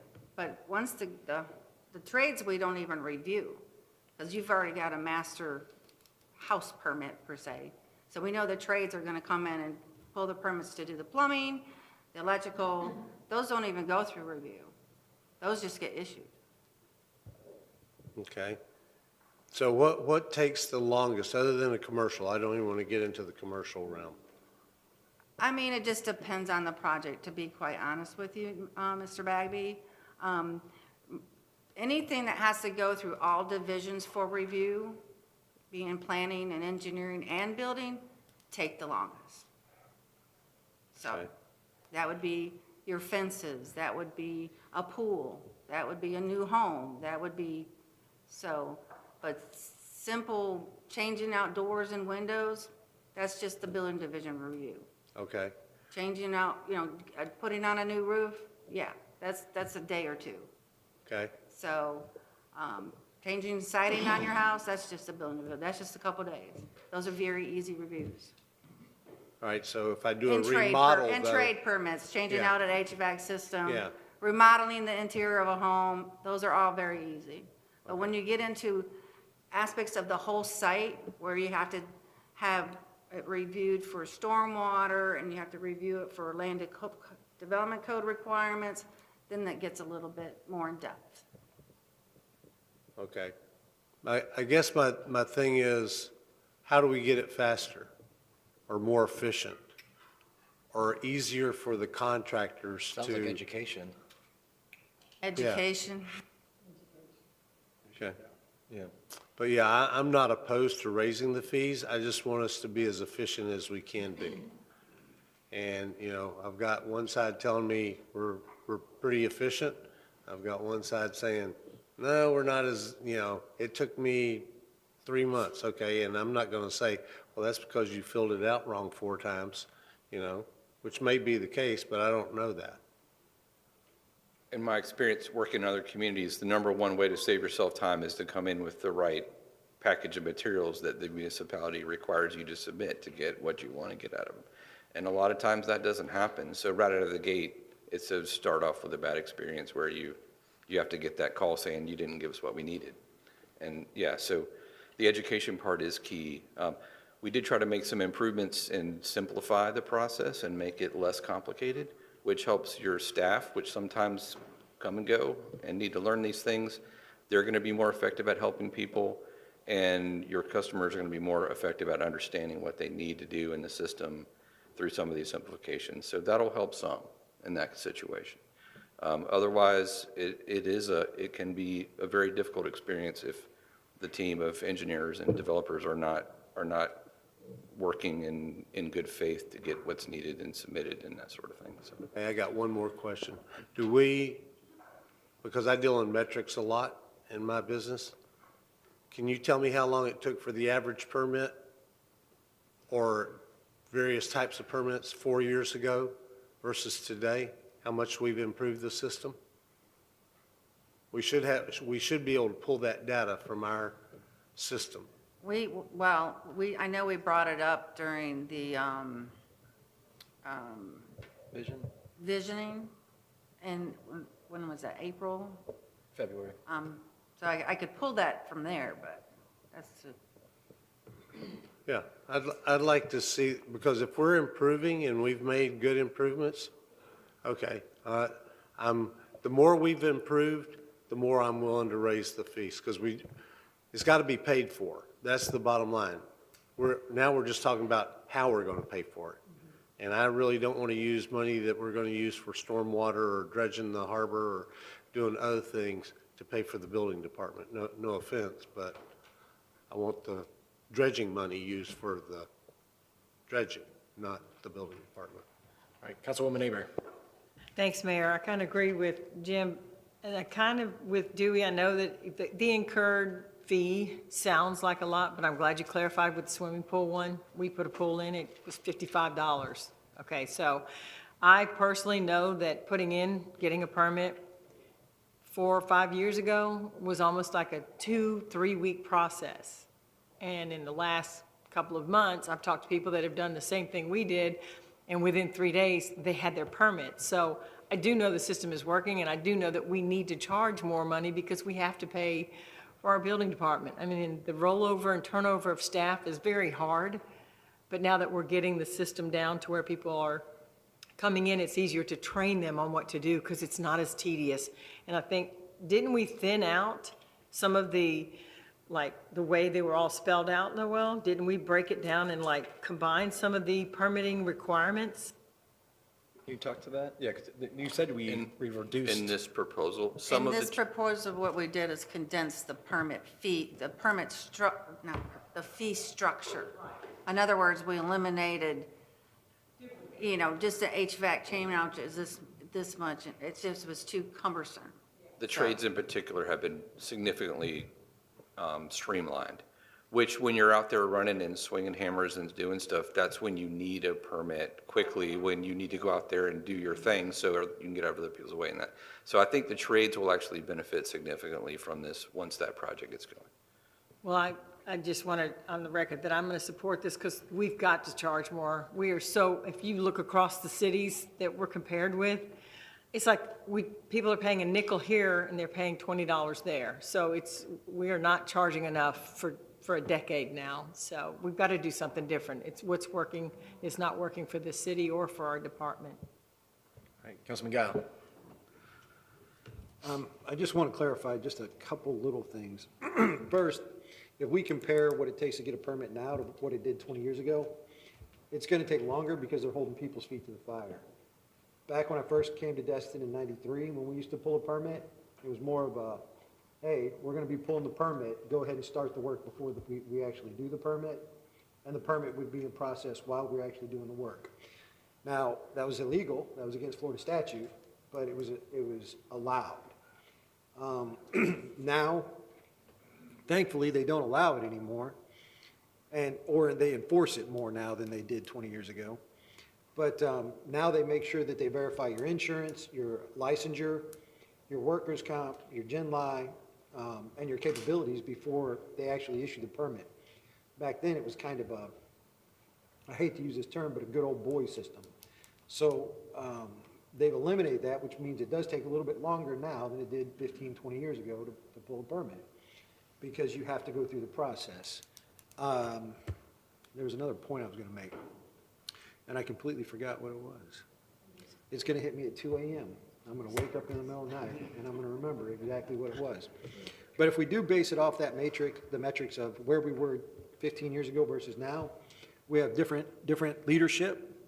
I love Larry Ballard, great guy, but he was pretty lax on a lot of things in progress versus what it is now. And I'm just I forgot the other one. I thought maybe making that last comment would spark it, but nope. I can't remember what it is to save my life. You guys lucked out. And I'm going to say, I can't wait for us to get to the visioning session, because I know this council is different than last meeting's council, but the previous one, at the visioning session, we were all very much in for finding the specialties and letting them pay their way so that we're not subsidizing development, because that's really what this comes down to. When you see that number go negative, that's our taxpayers quite literally subsidizing development in Destin. And I think you can ask almost anyone. I don't think most people would care that their hard-earned tax dollars are going to offset someone else's project and us doing our due diligence. So I would hope that we can move forward. And again, just for clarification tonight, we're not setting fees. We're just trying to set a date. Councilman Bagby. Yeah, I'm close to making the recommended motion with some changes, and here's the ones that are over 100%.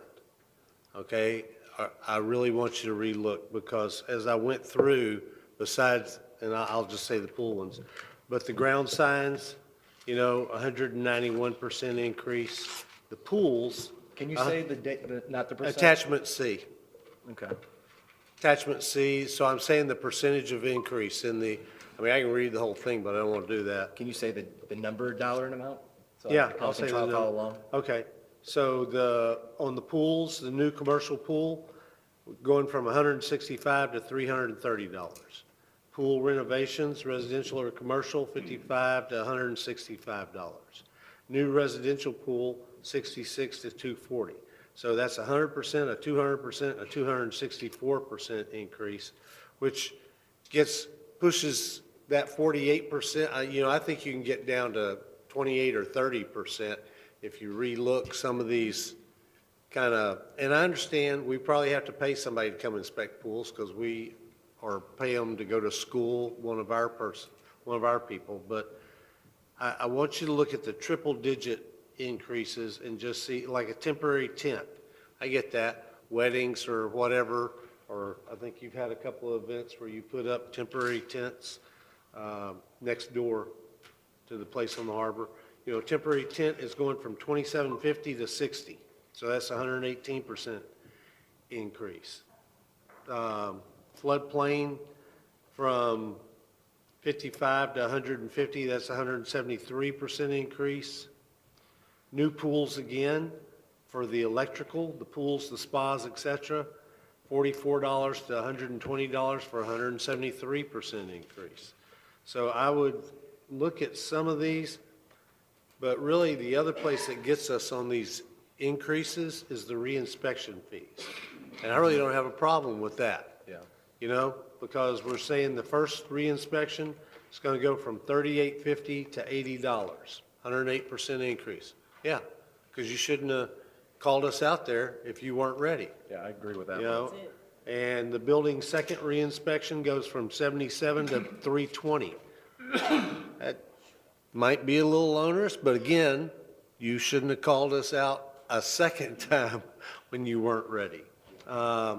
So now I got to go back up to the page with the motion. Hang on. What does it cost for a tent in another city? I don't know. Do you know, that's a, What's a tent cost? What's the temporary cost? I'll tell you what it is. It's $100 down in South Walton to put a tent up temporarily. We're like 9-10 years behind on making changes to these numbers. I hate that it's 110% or 300%, but when you don't raise fees for 10 years, you're gonna look like crazy numbers because we're so cheap, it's ridiculous. And that 110 or 120 or 200% is one line item fee in the whole fee for that permit. It's one line item. That's it. There's other line items in the total fee for that permit.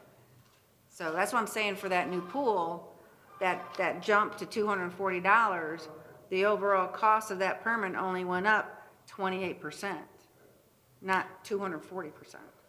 so I'm going to make a motion that the city council directs staff to bring this back at the next meeting or the meeting where you can get the metrics of how much we've improved over since we raised them last time, 10%. So we raised them, we've improved the process, we've combined them, condensed them, whatever, and then relook the numbers where there is, me personally, I'm not going to put this in the motion, but anything over 200% is going to jump out at me. Reinspection fees, I don't care, but some of this other stuff, I probably will care. So that's my motion, to have you come back with both the process improvement metrics that you have and a relook of these numbers based on everything you've heard from up here.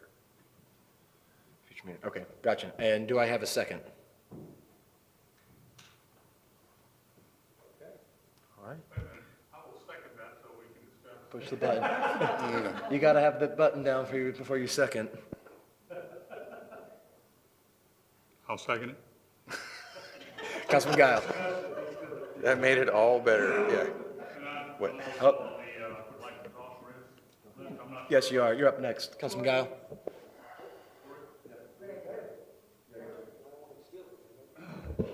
Okay, I remember what I wanted to talk about. I blame Waste Management. They filled these things with candy, and I've been sitting here eating candy, so I'm on a sugar rush. So I'm pretty sure that's why I forgot my train of thought. But one thing I did want to talk about, I was getting quite a bit of, since I am building contractor, I was getting quite a bit of emails, calls, and texts about building department's issues. I did a bunch of investigations. I even investigated through next door. Some of those where they were trying to bring contractors from out of state that weren't licensed in Florida. One of them, I believe, was a swimming pool. Somebody was trying to put in their yard, brought a unlicensed contractor in, and then they were complaining that we weren't issuing permits, but they had the wrong contractors. I did several other investigations where they had invalid surveys, they were out of date. They were trying to implement DOs with significant changes. So I've done several investigations on a lot of these complaints, and almost every one of them was the users or the applicant's errors. I didn't find anything that stood out as to where there was a significant delay on the building department side, but I did want to bring that to your attention, that this isn't something that I just idly accepted. I actually followed through with quite an extensive investigation. All right, Councilman Destin. Thank you, Aaron. I hope Tori's experience is what's really happening, but I can tell you that I've gotten a lot of complaints that would be contrary to that, people who had trouble getting permits. And it may very well be that they don't know how to fill it out and you do. Unfortunately, that's something we need to fix too, that it's not so complicated to fill out. And in support of Mr. Bagby's motion, I would feel comfortable with a 20% increase. That would put us in black for a couple of years probably, during which time we can work on alternatives to constantly having to raise fees to fix these problems. And we can see how we improve the permitting process. So, you know, that's my advice to the city manager. I'm going to support some increases because I know that they need the money. And I think that we're not out to try to defund inspectors and building. We want them to be able to function. By the same token, we can't always fix our problems by just raising fees. So I think I've said enough. All right, and I think the slate is clean, so we have a motion and a second, so we will call the vote.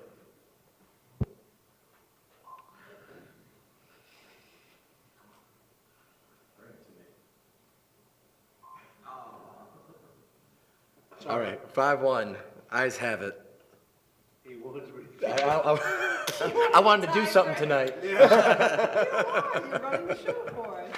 All right, next item.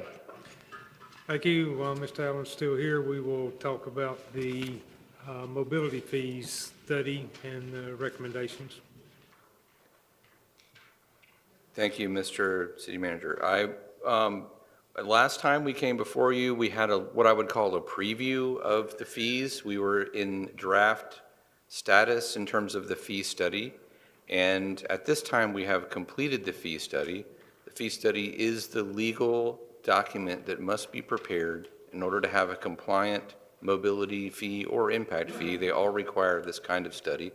That study was included in your packet and is the technical findings of the analysis to update the fee table, which includes different types of fees and different types of land uses, as well as a new fee schedule to set the fees so that they can pay for that $30 million of projects, the phase one of the mobility plan. As we've discussed in the past, the mobility plan, there's no mandate to implement it, but the mobility fee is the way that most local governments do this. And that $30 million is estimated over 15 years in the calculations. So in theory, you would be raising $30 million or $2 million per year. But before I even get into the slides, I want to remind you that you probably looked at the table in the packet and thought, holy smoke, these numbers are high. It doesn't mean that every applicant is going to pay those fees. In fact, most of the vast majority of people who come in will not have to pay those same exact fees because you are credited based on the existing development that's on your property. So if you have a property in Destin with a building on it, and most people do, then you're going to walk in the door and get credited for that building when you go calculate your mobility fee. For example, the brand new Publix out there paid $0 in impact fees because of the credits that were available from the movie theater and the shopping center. Now, phase two of that project will probably not pay zero mobility fees, but it's a good example of the size of a project that can be built and still get down to zero and not pay anything. So that if everyone paid the full fee, it would be about $2 million a year that would go to implementation of transportation. But the fact of the matter is you're going to be somewhere around 50% and generating $1 million a year.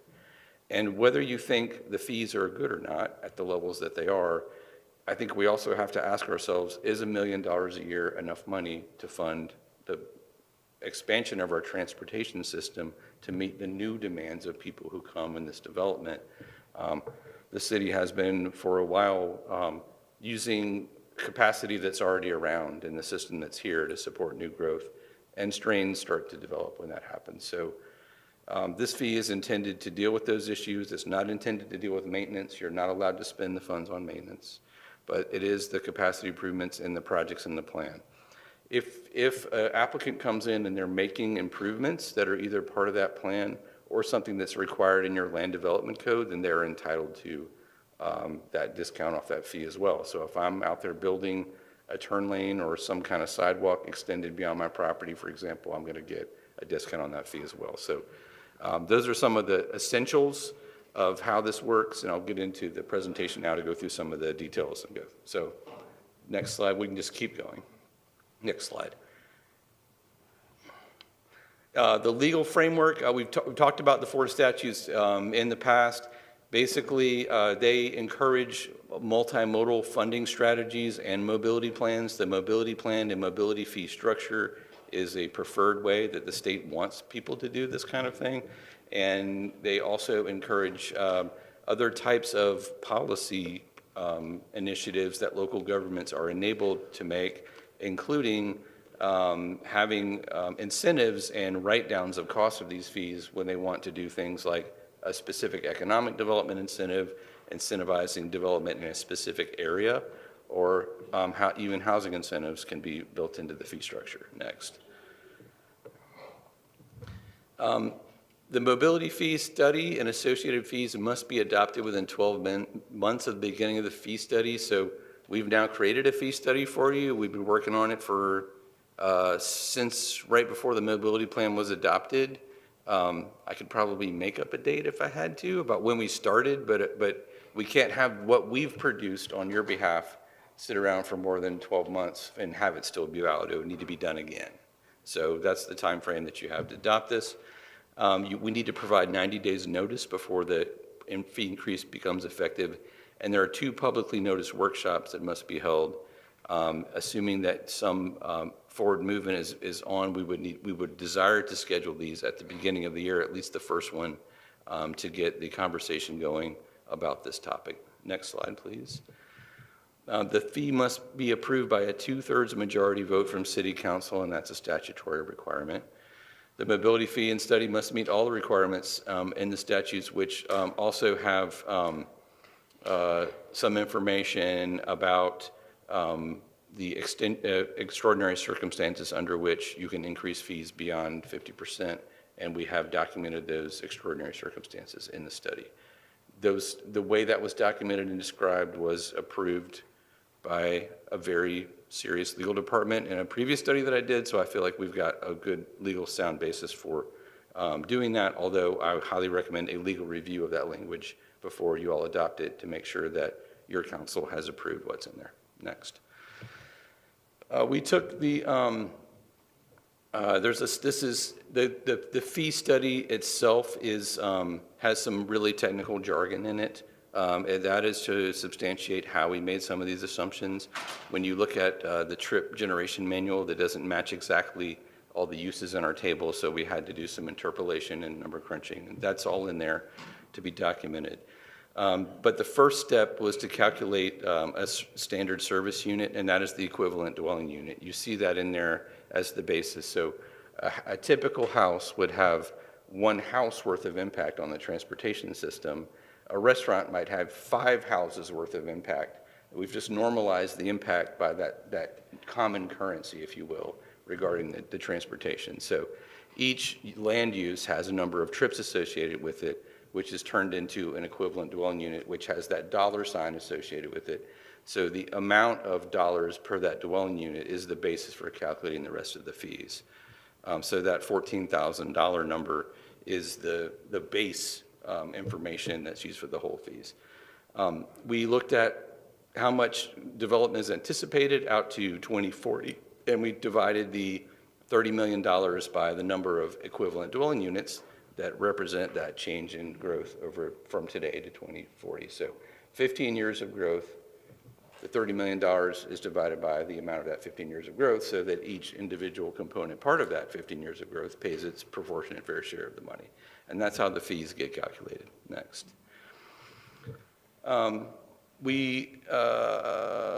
Let's see, I just described what happened on the slide. Next slide.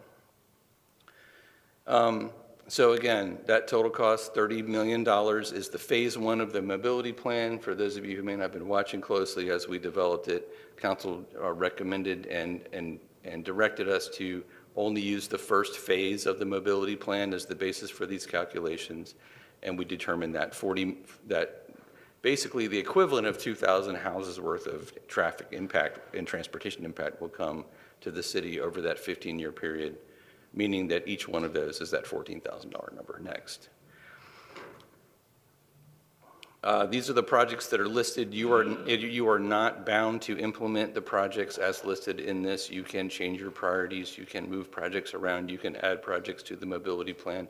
As this council and future councils determine to implement projects, you can decide how you want to use this money. You just need to go through the official channels of updating your list and making it a affirmed policy statement that you want to implement this project, and the fee can flexibly be applied as you all determine that is in the best interest of the city. Next.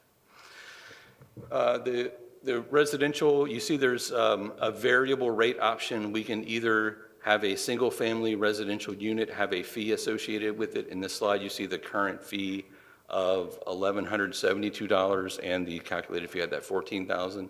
We've already had some discussion and suggestion that you all would want to discount that fee, and that is an inherent part of my recommendation back to you as we move forward.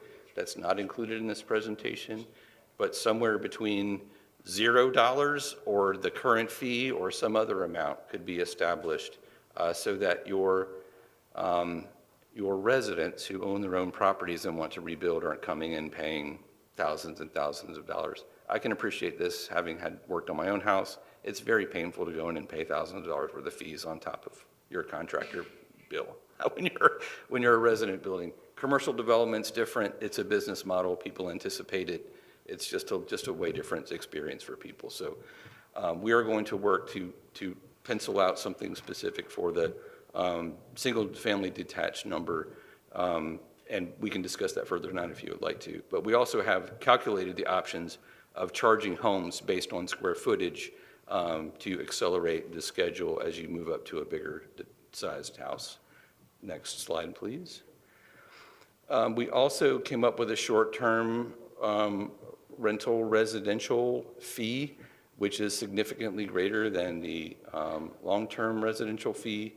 These types of units, as you know, are very intensely used, and so the amount of people in there was used to calculate that higher burden of cost, and that difference could be up to $30,000 per unit or more, depending on how big it is and if we did out this kind of schedule.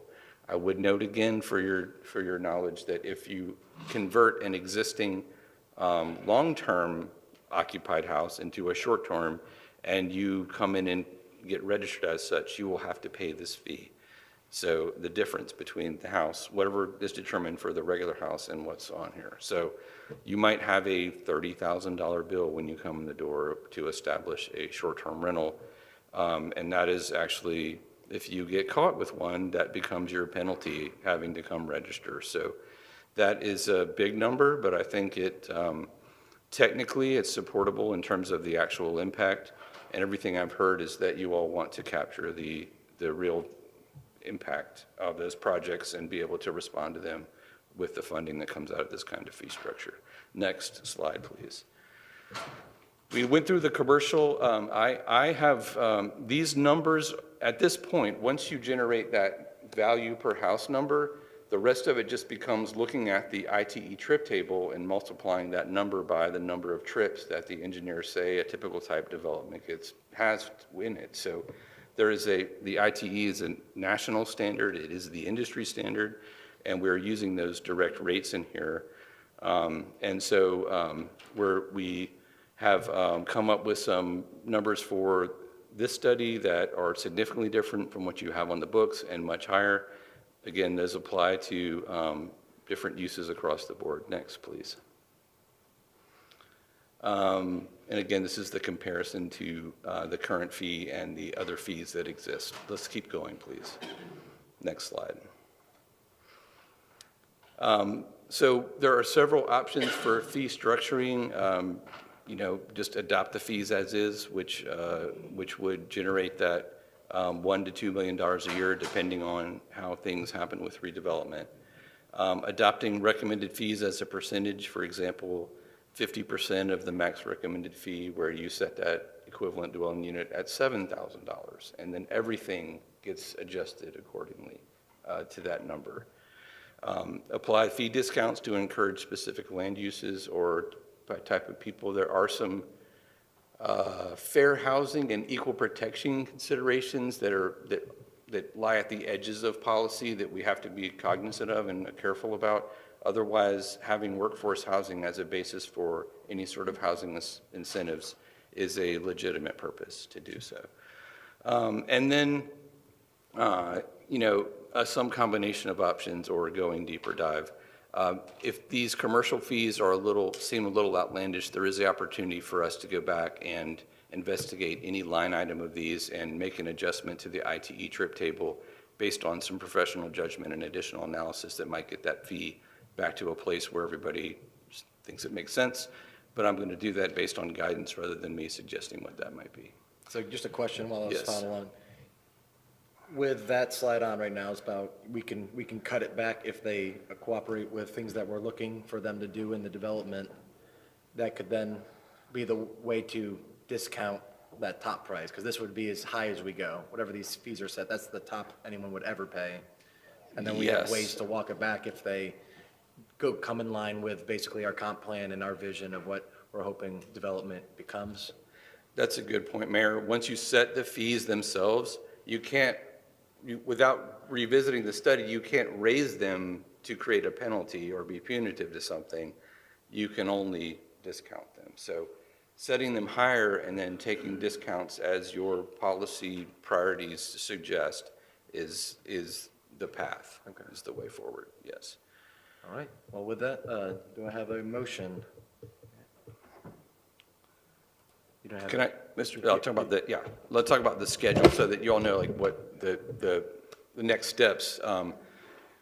The fee study is complete and, it's basically a final draft ready to be accepted by you all. It does need to be adopted in order to become the substantiated legal document at some point. The study is those raw numbers. It is unencumbered by any of my own bias or perspective or any adjustments to the numbers. It's just the raw ITE trip generation rates that come out of it. So it's unadjusted at this point. The fee schedule will need to be adopted, put in your land development code. There will need to be LDC language that's created. There is very, very little language in the land development code about how to administer impact fees, but things like how you apply discounts, how you apply your policy priorities, and that sort of thing really warrants some language so that your staff and the developers who come in here aren't arguing without any guidelines about what to pay. And so we've talked about putting the code in place and trying to have the code language find its way through the policymaking process at the same time as the fee itself is being reviewed. Like any LDC update, you need 2 public hearings. So there may be some opportunities to have combined public hearings for the code and for any fee adjustments that are made at the same time, at the same schedule, so that any stakeholder who wants to review them has a full scope of what's happening in terms of your future approval of some solution here. So right, that concludes what I wanted to say. Thank you so much. I move City Council direct City Manager to proceed with scheduling the 2 publicly noticed workshops required for the mobility fee adoption with the following, wait, you want to go with the straight first one, right? I guess, I don't. I move City Council direct City Manager to proceed with scheduling the 2 publicly noticed workshops required for the mobility fee adoption. Second. All right, motion and second. Councilman Destin? Mayor, I had a number of questions, but my first one would be, do we have a legislative sponsor for this? I take it we do, since we had a motion and a second. Yep. So those are our sponsors, correct? If you want to call them that, I guess. Well, either they are or they aren't. If there's no sponsor for this, it shouldn't be on our agenda and shouldn't go forward. We've been working on this for over a year. What do you mean? I'm sorry? I'm not tracking. Okay. Okay. That's I'm just not trying to clear tracking. that up. And then I have a, We're getting back to the rules here. Gotcha. yeah, and another question. Do I understand this correctly? When we adopt this, our transportation fees that we have in place now, those go away, or are they in addition to this? They go away. The impact fee, transportation fees are replaced by the mobility fees Okay. construct, yes. And it appears to me that this is way more complicated, and I'm a little bit apprehensive about that. The calculations are complicated, Mr. Destin. The fee table will look exactly like the one you have now, and in the end, you'll look up your use, there'll be the fee, and on the user end, it'll be a fairly Okay, and straightforward. that's not the part I'm talking about? Okay. The, where we give discounts? or where we- Yes. That's quite complex and complicated. That's not present in our present impact fees. And so how we work that out, devil's in the details, that's very important. And it appears, of course, that fees are outlandishly more expensive than what we have in place now. And I've heard it argued that, well, that doesn't really matter because we're going to have these discounts, but we don't know what these discounts are at this point. And I'm not even sure how they can be put in place in a fair manner. So I've got some real reservations about going forward with this. Councilman Bagby? I don't even know where to begin, but I'll just start and I'll see where we go. Unlike the previous fees that we were discussing, we own this whole puzzle, okay? If we don't want to do these fees, we can take some of these projects off the table, that these fees are funding. So if we say, well, I want to cut it by, 30%, all we got to do is say, we're not going to spend any money on the power line easement multi-use path. We're not going to have one of those. We'll just have sand. You can walk through the sand and. Are you telling Pat that, or am I? I'm not telling Pat that. I'm voting for the multi-use path because he got me the money for the four-prong lake, so I understand how this works, okay? But all I'm saying is, the point I'm making is, if the fees are too high, and I do think there is the ability to misunderstand what these fees are because of discounts and all this other stuff. So I'm going to ask you a series of questions to try to help clarify that. How many vacant parcels in the city of Destin? Anybody have any idea? Anybody on staff? Okay, so at the next, when we bring this back, if it passes and we have our first public hearing, I want to know that number. And the reason I want to know that number is because pretty much those are the people that pay 100%. Okay? If I have a house and my house gets totally, I decide to tear it down and build another house, a single-family residence, because that's all I can build on my lot, I don't owe anything. I haven't, unless I, make it 4 stories tall, but, I can't do that because I can't go above 35 feet. So, which I think I could add a story, but I still wouldn't have that much more space because my lot is fit, it just won't support that. So that's what I want to know, how many vacant lots, because those are the people, and I'd like to know if we can, how their zone, what their uses are, potential uses are, because that would determine, what they're going to pay. So that's a big enough lot. It's a commercial. You can put a hotel on that lot, which is my second point.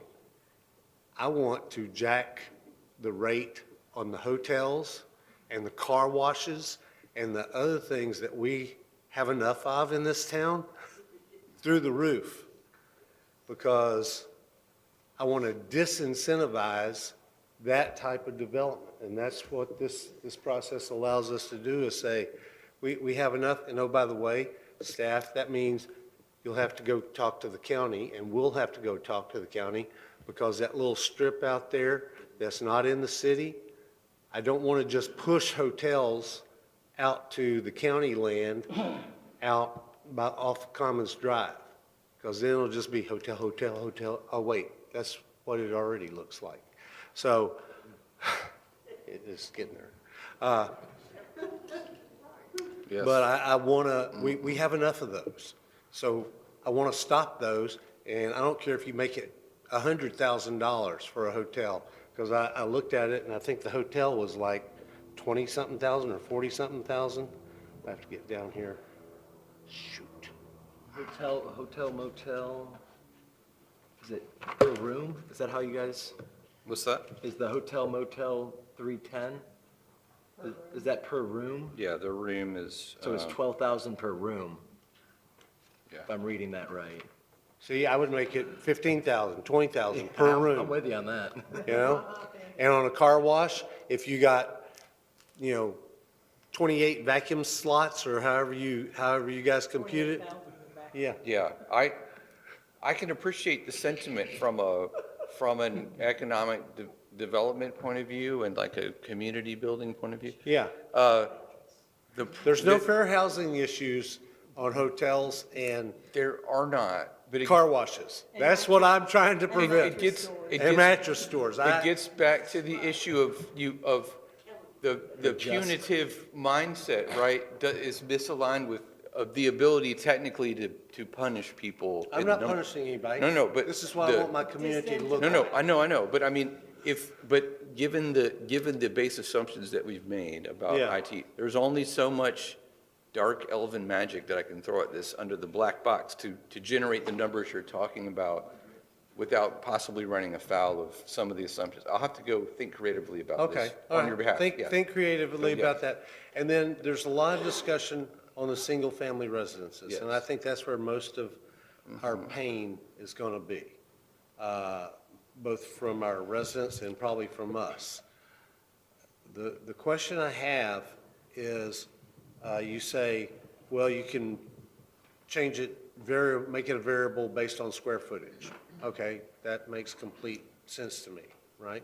You've got a 4,000 square foot house, you ought to pay a lot more than if you have a 2,000 square foot house. I also want to know if you can layer location into that, and either based on how we divide the city up in the 7 villages or whatever, however we're going to divide it up, because, no offense, if you're waterfront, particularly if you're Gulf front, it ought to kind of resemble and I don't know how to do this, but you can creatively think about this, the cost of the lot.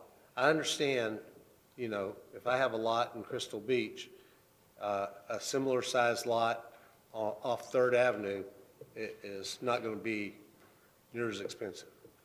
But Yes. I want to be close to the beach, and I'm willing to pay more for transportation fees on a undeveloped lot.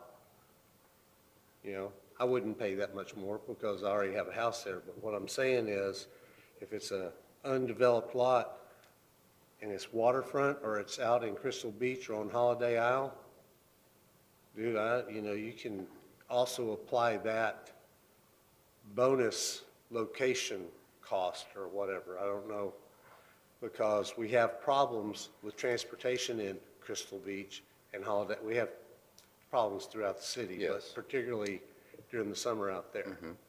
So I don't know if you can do that, but if you can creatively think about that, not just say, we're going to make the variable just square footage, but where that square footage is. And then to Mr. Destin's point, if you could bring us back some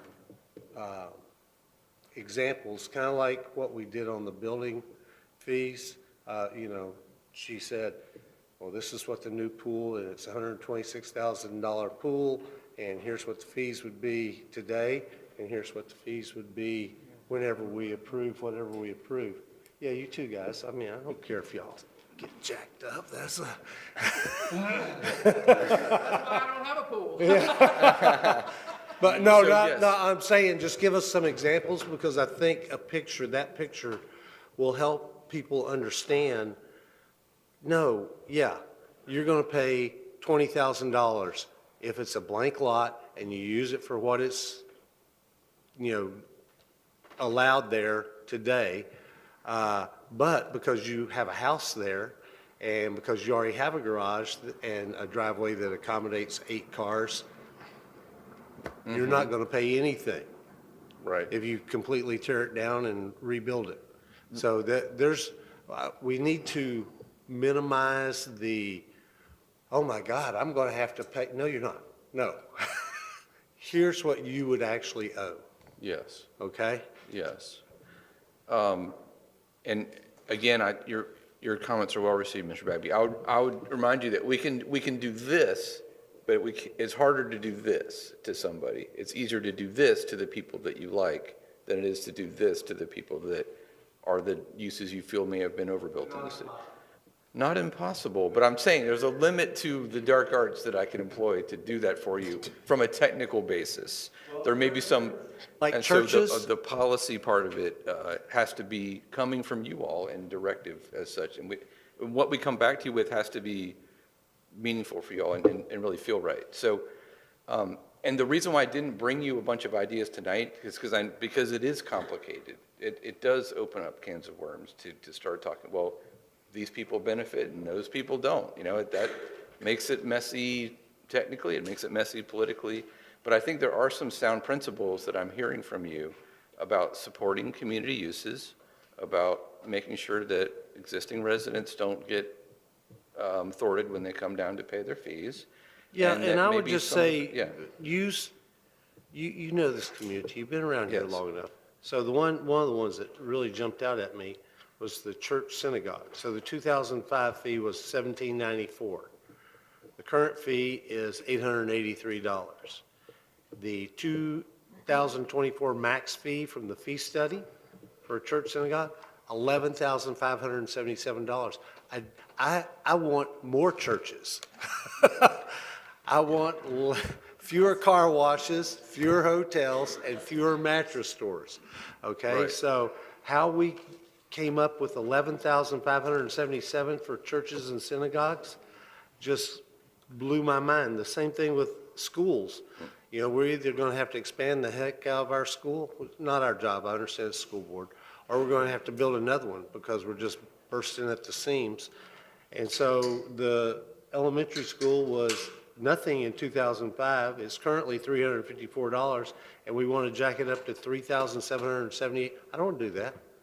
I want to incentivize or not disincentivize schools being built. So I get this, and it came out of the book and everything, but go back and apply some common sense before Yes. you bring this, or it will be a Yes. bloodbath, and then we won't get any of those $30 million worth of projects because we won't have a fee.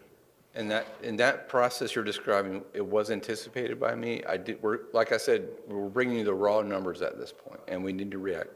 The daycare stuck out to me. Like, what community has too many daycares? 0, right? So why are we making it difficult? So, so we can look at the community uses, and that's how I would describe it: community serving uses rather than visitation-oriented uses. Or whatever words don't cause a ruckus, and sort of differentiate between those two things as much as we can, and go to bat to discount would be my recommendation, those community-oriented uses down below. That's the policy incentive, and if there's some place that feels right where it's at as presented tonight, then we leave it there. If you think it's too low, we can try to figure out how to make it higher, but since they're all seemingly very high, I would recommend taking those uses that are desirable and giving them a policy-oriented. Yeah, and my last thing is, screams for a public council workshop. It really does. We need 2 of them, right?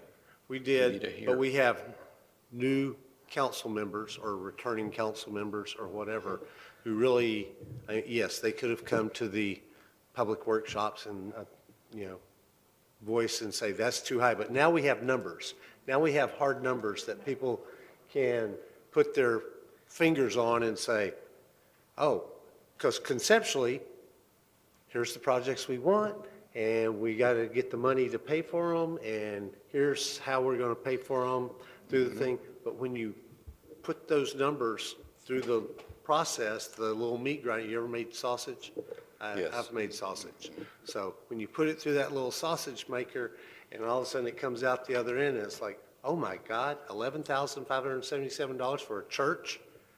No. It jumps off the page at you. I realize that. It does for me too when I see those So numbers. I would even, So just for a point of clarification, the motion has in there 2 publicly noticed workshops required for the mobility fee adoption.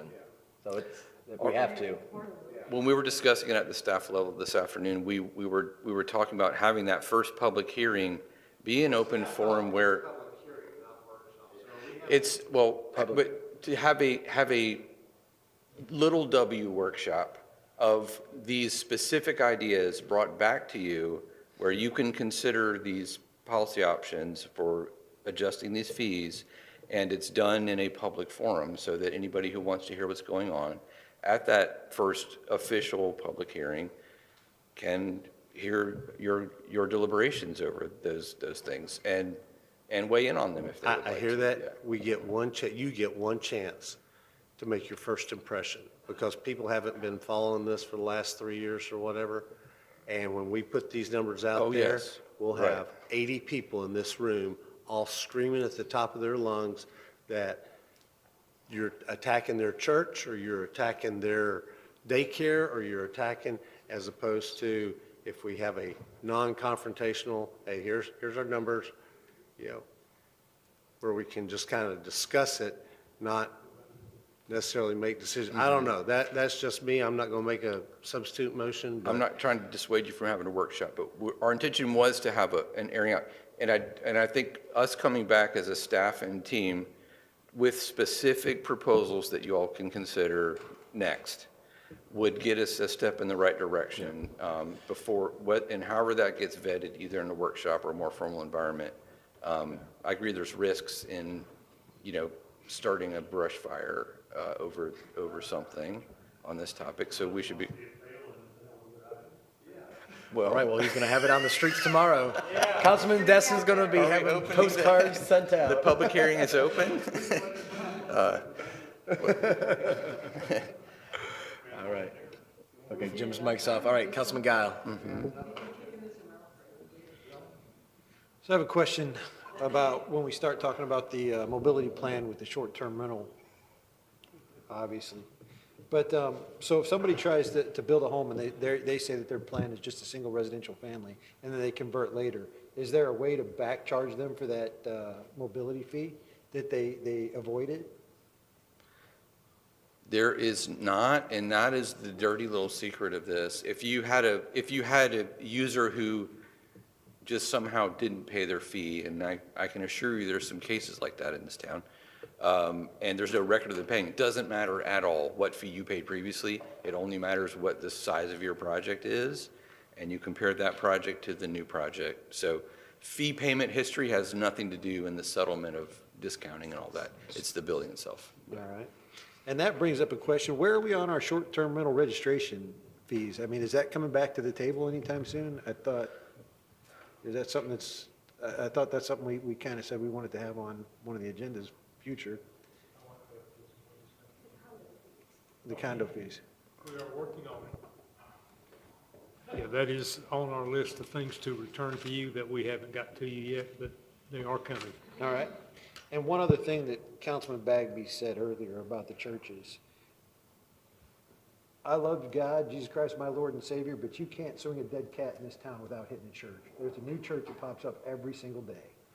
And these churches don't pay taxes, but they can pay a mobility fee. So I have no issues with the churches being on there at that elevated rate, because that's a one-time fee, And then after that, they've kind of got a buy moving forward.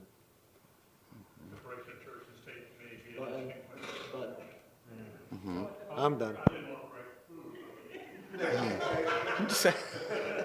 Comment was separation of church and state may be an interesting point in this whole game, as Tori said. Thank you. Good. All right, Councilwoman Aber.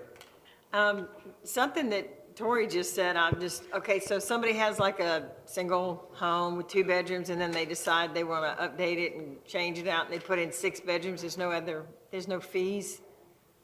There's nothing extra that we can charge somebody that's going to put 6 bedrooms into a 2-bedroom home, like by extending out into their backyard? Well, an expansion of a place, you have to single-family pay the increment of new stuff. The Got it. fee would be applied to that. Increment per bedroom? In this case, we have a size range, but we have some per bedroom calculations that can be used in that case. If that scenario needs to be articulated in that way, then we can do that. That's a good point. All right, I see no other discussions unless I'm looking at. All right, seeing none, we will call the vote. The question.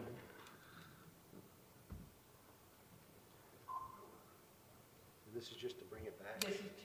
This is to. For the 2 public hearings? Yes, this is going to move to proceed the 2 public noticed workshops. All right, ayes have it, so moved. 5-1.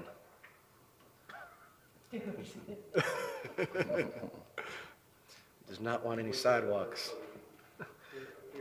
All right, moving right along. Mr. Mayor, There, 2 public hearings, they're not workshops.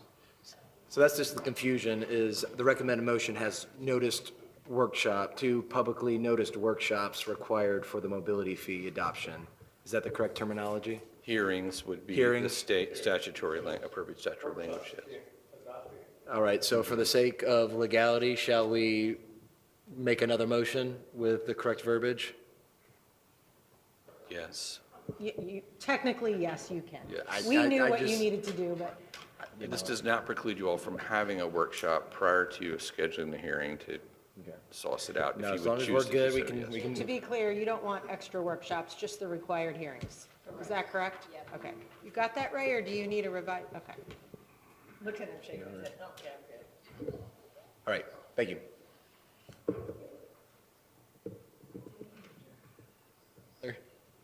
ready now?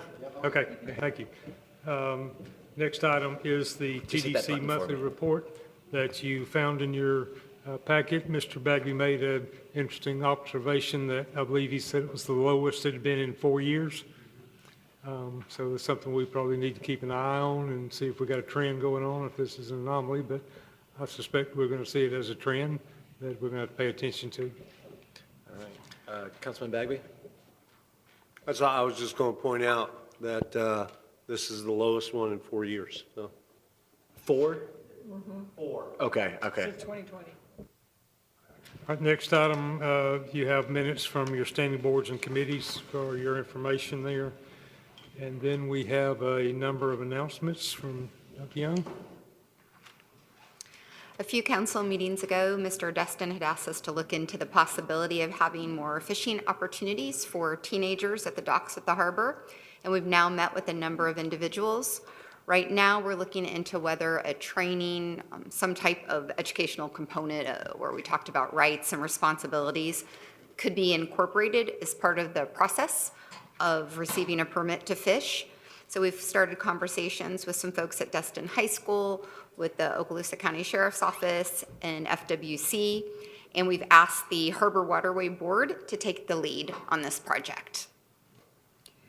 At the last council meeting, Mr. Bagby had requested more data on the intersection of Highway 98 near Whole Foods and whether that intersection is among the city's top 10 most dangerous. It does not fall into the top 10, however, it is number 11. In addition, Captain Fulgham helped me understand that if you compare that intersection, which does not have a traffic light, with other intersections in our city that also don't have traffic lights, it falls in at number 3 for most crashes. Do you have the total crash number? No. Captain Fulgham? I had done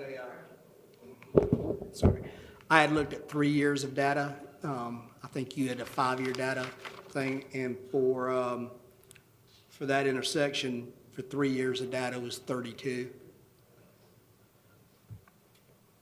And the number one was, I got it pushed. What, the number one non-traffic light was probably down by the bridge, right? No, number one without a traffic light would have been,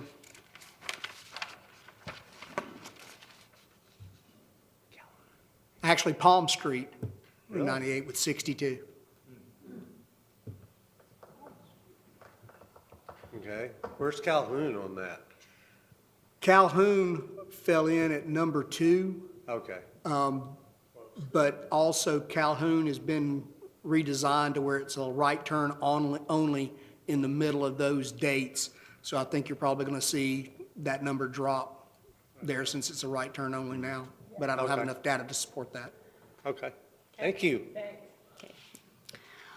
Our mural at Captain Royal Melvin Heritage Park is nearly complete. Our artist Kelly Pierre is in New Orleans this week working on another mural, but he'll be back next week to finish just a little bit of details on it. Tamara, I had 2 different emails asking what is the cost to the city for his work? $7,000. We had budgeted for $8,000. I think that's fantastic because I've seen other things that he's done, triple that price for half of what he's Yeah, doing. he was working very kindly with us for the last year to get here. Yeah, he's done a very beautiful job. And then once he finishes his details next week, we will be putting on a clear coating that lasts for about a decade. And the idea behind it is not just for any slime or grime that gets on there, but should someone do something with paint on there that shouldn't be on there, it's very easy for us to clean it off. So it's a little bit more expensive, but worth it, and it's all encompassed in that $7,000. The Town Center CRA Advisory Committee currently only has 1 active member. The other 4 members whose terms have expired are not considering reapplying for various reasons. So anyone listening in, we encourage you to talk to the clerk's office if you have questions about that or would be interested in becoming involved. Lots of Christmas activities coming up. I know we have to get through Thanksgiving first, but we did want to mention a couple of dates to people. We will have our city's Christmas tree lighting at the Community Center on Thursday, December 5th at 5 p.m. We'll have a brunch with Santa at the library on Saturday, December 7th. And please note the library will be closed that day other than the brunch. Our city parade will take place on Saturday, December 14th at 10 a.m. And then on Sunday, December 15th, will be Holiday on the Harbor Lighted Boat Parade at 6 p.m. And in honor of Destin's 40th birthday, both the regular city parade and the boat parade are having themes throwing it back to the 1980s. So it should be a lot of fun. Before the boat parade, we're doing something new this year. We'll be doing a Holly Jolly Harbor from 3 to 5 p.m. at Captain Royal Melvin Heritage Park. And the Fort Walton Beach High School will be providing music, and we'll have cookie decorating and hot cocoa and children's crafts. And don't expect anyone to have written all that down that fast, so please remember, in order to get this information, all you have to do is pay attention to the city's website, and our homepage lists all of this, as well as our official Facebook page. We're constantly updating that with different events. We've reached out to CBA about expanding their services as directed by council, and they are researching the feasibility of that and getting back to us. We'll have a council meeting on December 2nd, the Land Development Code Workshop on December 3rd, and a meet and greet with the underground utilities folks for the public on December 4th. Also on December 4th will be the Board of Adjustment hearing. And again, all of these calendar items are on our website. And finally, last one, we have a new webcam up and running at Joe's Bayou, in particular focusing on the area of the boat ramp And Andy and his team have been working hard on that and can show you. Yeah, so we just thought we'd put it here on our webpage. Is getting pretty full and it's constantly being updated. We've got lots going on here, so we thought it could go down here in Parks and Rec, and you just find it right here, webcams live. We've bundled a couple of others we could find in the local area, but this is your Joe's Bayou boat camera. So that's it. If only there was a rogue operator right now. So Tamara, what is on December the 3rd? Is that the LDC rewrite meeting? Yes, and it's canceled for tomorrow. Yeah, but it's at, what time does it start? 5:30. 5:30. Okay, which is the same time as I have for the Destin Bridge meeting over at the conference center. Is that correct, Mayor? I'm just getting back in from Tampa today. Oh, okay. Vanilla. I think that is the The workshop? Yep. I think that's the 4, or hold up. Is it the 3rd or the 4th? I have it as the 3rd. That's why I'm just asking if, because we're going to need somebody at the bridge meeting. Yeah, definitely. Yep, yep. Thank you. All right, and then, so after, we're going to go into the BOA appointments. That's correct, Mr. Mayor. We have the need to have a Board of Adjustments meeting on the 4th of December. And in order to do that, we need some appointees for that committee.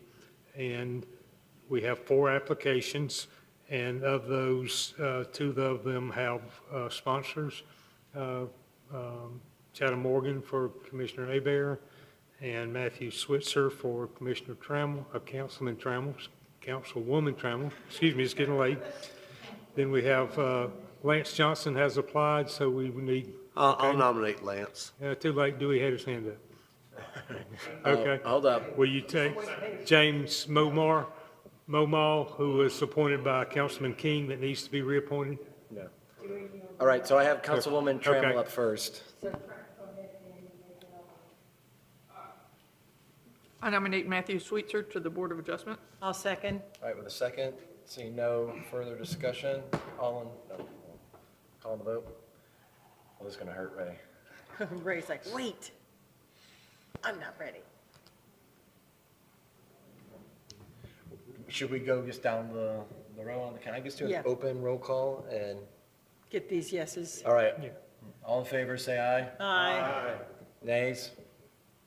Seeing none, so moved.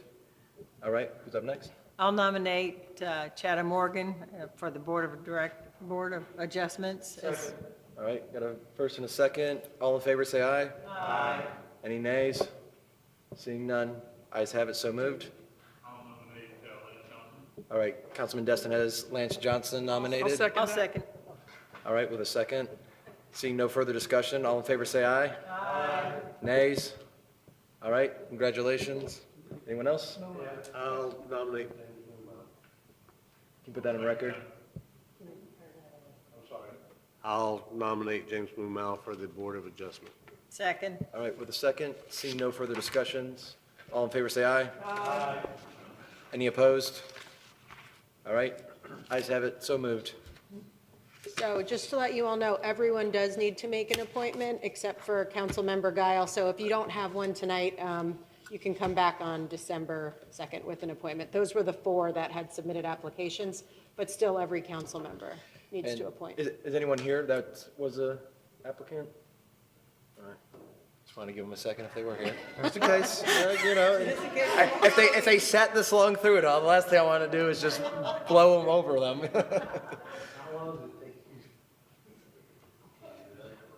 You know, just put it on the record. All right. All right, public hearing. Okay, this is ordinance 2422CN, an ordinance of the City of Destin amending appropriations for certain expenditures, expenses, capital improvements, and certain indebtedness for the City of Destin, Florida for the fiscal year beginning October 1st, 2023 and ending September 30th, 2024, and providing an effective date. This is first reading. All right, seeing this as a public hearing, this is your time to speak on this specific topic, so I'm going to open the floor for public comments. Seeing no one, I'll close the public comments and entertain a motion. Councilman Bagby. Mayor, I move to approve ordinance 24-22-CN on first reading. All right, I got a second from Trammell. Yep, you threw it in the digital queue. Any further discussions? Well, so do you want to talk as well? Did you want to talk? All right.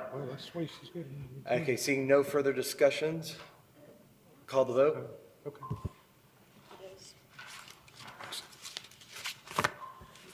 All right, ayes have it, so moved. 5-1. All right, going down the list. Councilmember Braden. You tonight? Thank you, Mayor. Just have one.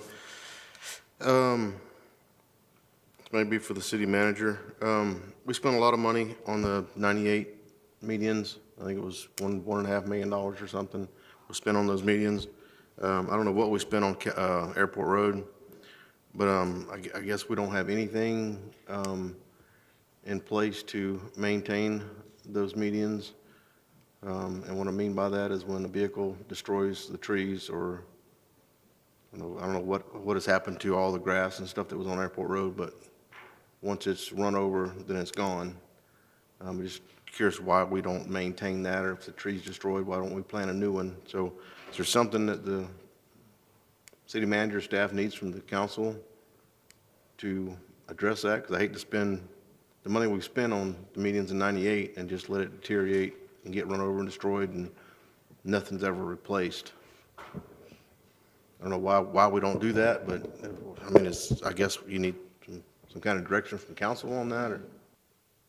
I believe we're clear that those things need to be handled. I know we have just opened bids for a new contractor to provide landscaping services. We may need to look at expanding that to cover more, as you say, getting ran over and trees plowed down, how we're replacing those, and we can certainly look into that. Okay, so when is that bid coming back for the maintenance and maintaining those medians? Michael, I know we've opened them. They have been opened. The bid committee has not officially met to review them, and once we do, we'll bring that back to council for their review and approval. Probably second meeting in December.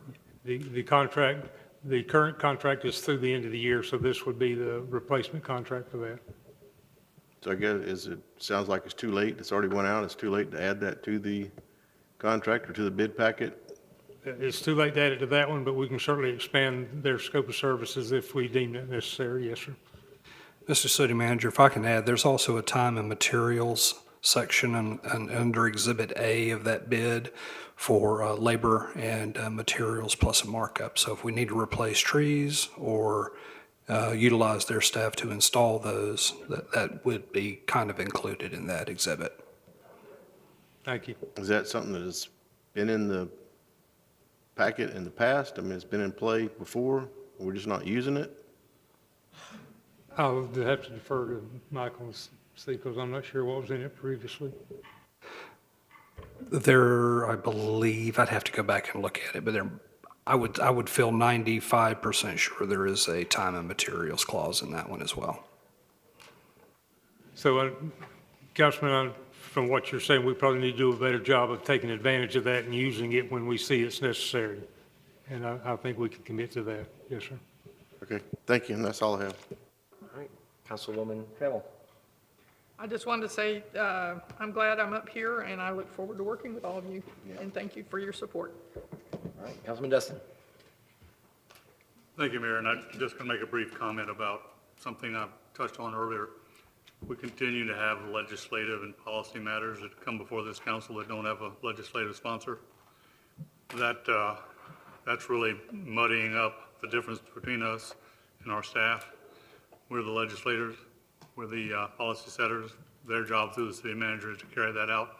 So we need to see at least that there's one person on the council that supports some of the things that come to us. In other words, we're like the emperor who's going thumbs up or thumbs down, and things are constantly being brought to us. So You know, I thought that we had voted earlier that there should be sponsors for these policy and legislation. Do we need to put it in ordinance form? Or can we just remind the city manager and the staff to try to get a sponsor when you put things in front of us? Otherwise, we will have to pass an ordinance. Thanks. All right, Councilman Bagby. Just want to welcome all the new old members to the council. Welcome back to everybody, and wish you all a happy Thanksgiving. I know a lot of people will be traveling, so just be safe and look forward to seeing you in December. All right, Councilwoman Abear. I would like to have the city manager go over the exact information, as I am going to be the sponsor to get a state lobbyist added to help us get fees and things taken care of. So could you go over what we talked about in the meeting, Larry, so it's on the record? Yes, ma'am, thank you. And thank you, council, for considering this item, and Councilmember Abear for sponsoring this.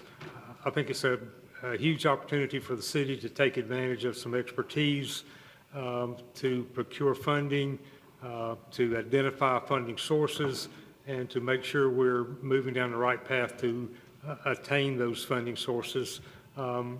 We have the opportunity to partner with a lobbying firm from Tallahassee, Heffley & Associates, particularly Kelly Horton, there's only two members of the firm, Kelly Horton and Rich Heffley, both very, very well respected in the lobbying realm in Tallahassee, well known, very well heeled, and understands the process. I can tell you Kelly is a local gal, born and raised in Phoenix Springs in Walton County, knows the area very well. I've had the good fortune of working her for many years, and has procured millions of dollars for our neighbor to the east, and is very excited about the opportunity of moving forward with the city of Destin. Councilmember Abear had the opportunity to visit her for a period of time the other day, and I know he also visited with Councilman Schmidt. And so we look forward to that opportunity if you would see so inclined to support that initiative. We believe there's dollars out there that working with Heffley & Associates that we can figure out the best way to attain those. If we would, as we mentioned earlier in the meeting, utilizing their services to vet the projects that we have presented tonight, as long with the other projects we have, that may have opportunities of funding out there. So if you were inclined to move forward with it, the motion would need to include setting aside your purchasing or your procurement policies because of the urgency of getting this done if we want to utilize them for the coming legislative session. Their proposal that's in your packet is for a 6-month engagement for $30,000. We would utilize the funding that is currently in the budget for the assistant city manager position, which will not be spent for the first quarter, and that's about a quarter of that funding to utilize it, so it'll have no impact on the budget. We will certainly review it in 6 months to determine what the value was, and there may be an appetite to move forward at that time, but at least we will know through a good legislative session how it works and what the opportunities are there. So we'd try to entertain any questions you may have. So based on that, do I just make a motion that we incorporate the option of having a state lobbyist for the 6 months, January to the end of June of 2025, see what we can do as far as the city and getting funds that are there, that we have somebody that's an expert at finding what we need and helping us? And setting aside the procurement policies in order to get to that. And the urgency being the timeliness of putting someone in place that we do not have the time to go through the procurement process to have someone in place to begin the legislative session. Yeah. You want me just to read it so it's verbiaged? If All right, I'm going to move that the city council accept the proposal and hire Kelly Horton as the lobbyist for the city of Destin. Okay. All right, I have a motion. Do I hear a second? I'll second. All right, we got a second. Trammell. Oh, okay. Councilman Bagby. Yeah, I've known Kelly for quite a few years, and she has done a great job for Walton County. We're also going to need to make a budget amendment tonight because it's not, we don't set aside our purchasing policy. We just budget $30,000, repurpose that $30,000 from the assistant city manager position to consulting or lobbying, whatever we want to call it. I don't even think we have a budget line for lobbying or budgeting, but we can create one, or Crystal can create one when she gets back, but that'll be the next motion. All right, I'm seeing no further discussion on the board.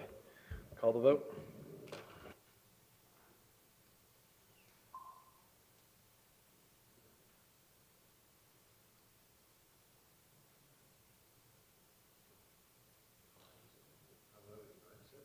Yep, yeah. All right, locked in. All right, ayes have it, so moved, 6-0. All right, anything else, Councilwoman? No, sir. Thank you. All right. I'll make a motion that we do a budget amendment for $30,000, take it from the city, assistant city manager line, budget line, and put it into a state lobbying line. Seconded. And then the only other thing I would say is that I discussed with staff today, Jeff, if you can do a little matrix, here's what we got in 2024. We got 1.1 million from the state. And then because at the end of the legislative session, I want to see either she brought us Triumph money or state money or something. So we know what we got for our $30,000. That 1.4 was our benchmark. All right, I like it. Yeah, it was a good benchmark too. That was a hard one. All right, I got a motion and a second by Councilwoman Tremmel. Any other discussions? Seeing none, I'll call the vote.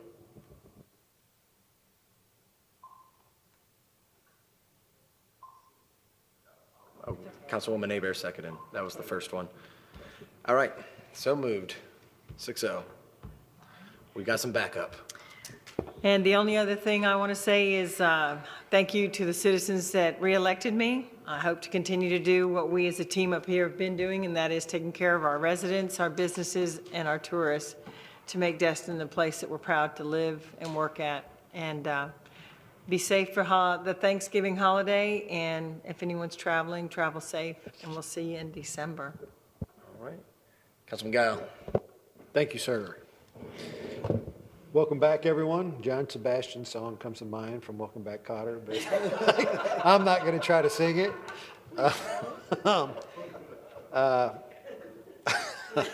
I hear and respect Councilman Destin's remarks about the legislative sponsors. So I would like that request to be legislative sponsor for the condo registration fees for STRs.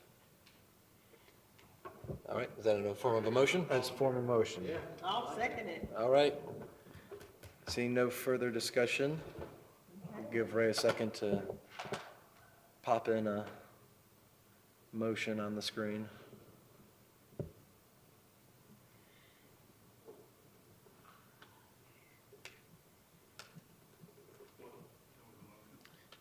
Yet to be the legislative. No? All right, my bad. It sounds silly. Yeah. Listen, it's 10 o'clock Tampa time.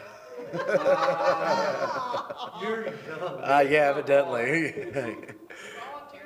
Oh, yeah, that's the name of the game. We'll just roll through it either way. We're here. All right, just get it. We're doing Bobby's Rules of Order, not Robert's. 2.0. Was it Bobby short for Robert? Set a precedent for each of us having to have a motion to become a legislative sponsor. I can't do that. All right, we're wiping it, Ray. That's my fault. I'll admit it on the record. Okay. Yeah. I will make a motion to overrule you, Bobby, because that's clearly not. Not a fault. No motion, so. Okay, no motion? No motion. That's what I'm saying. That's what I'm saying. To cross it. Okay. I'm saying cross my call the vote. All right, move on. Getting killed Thank you for your tonight. nominations. I accept this. I'd like to thank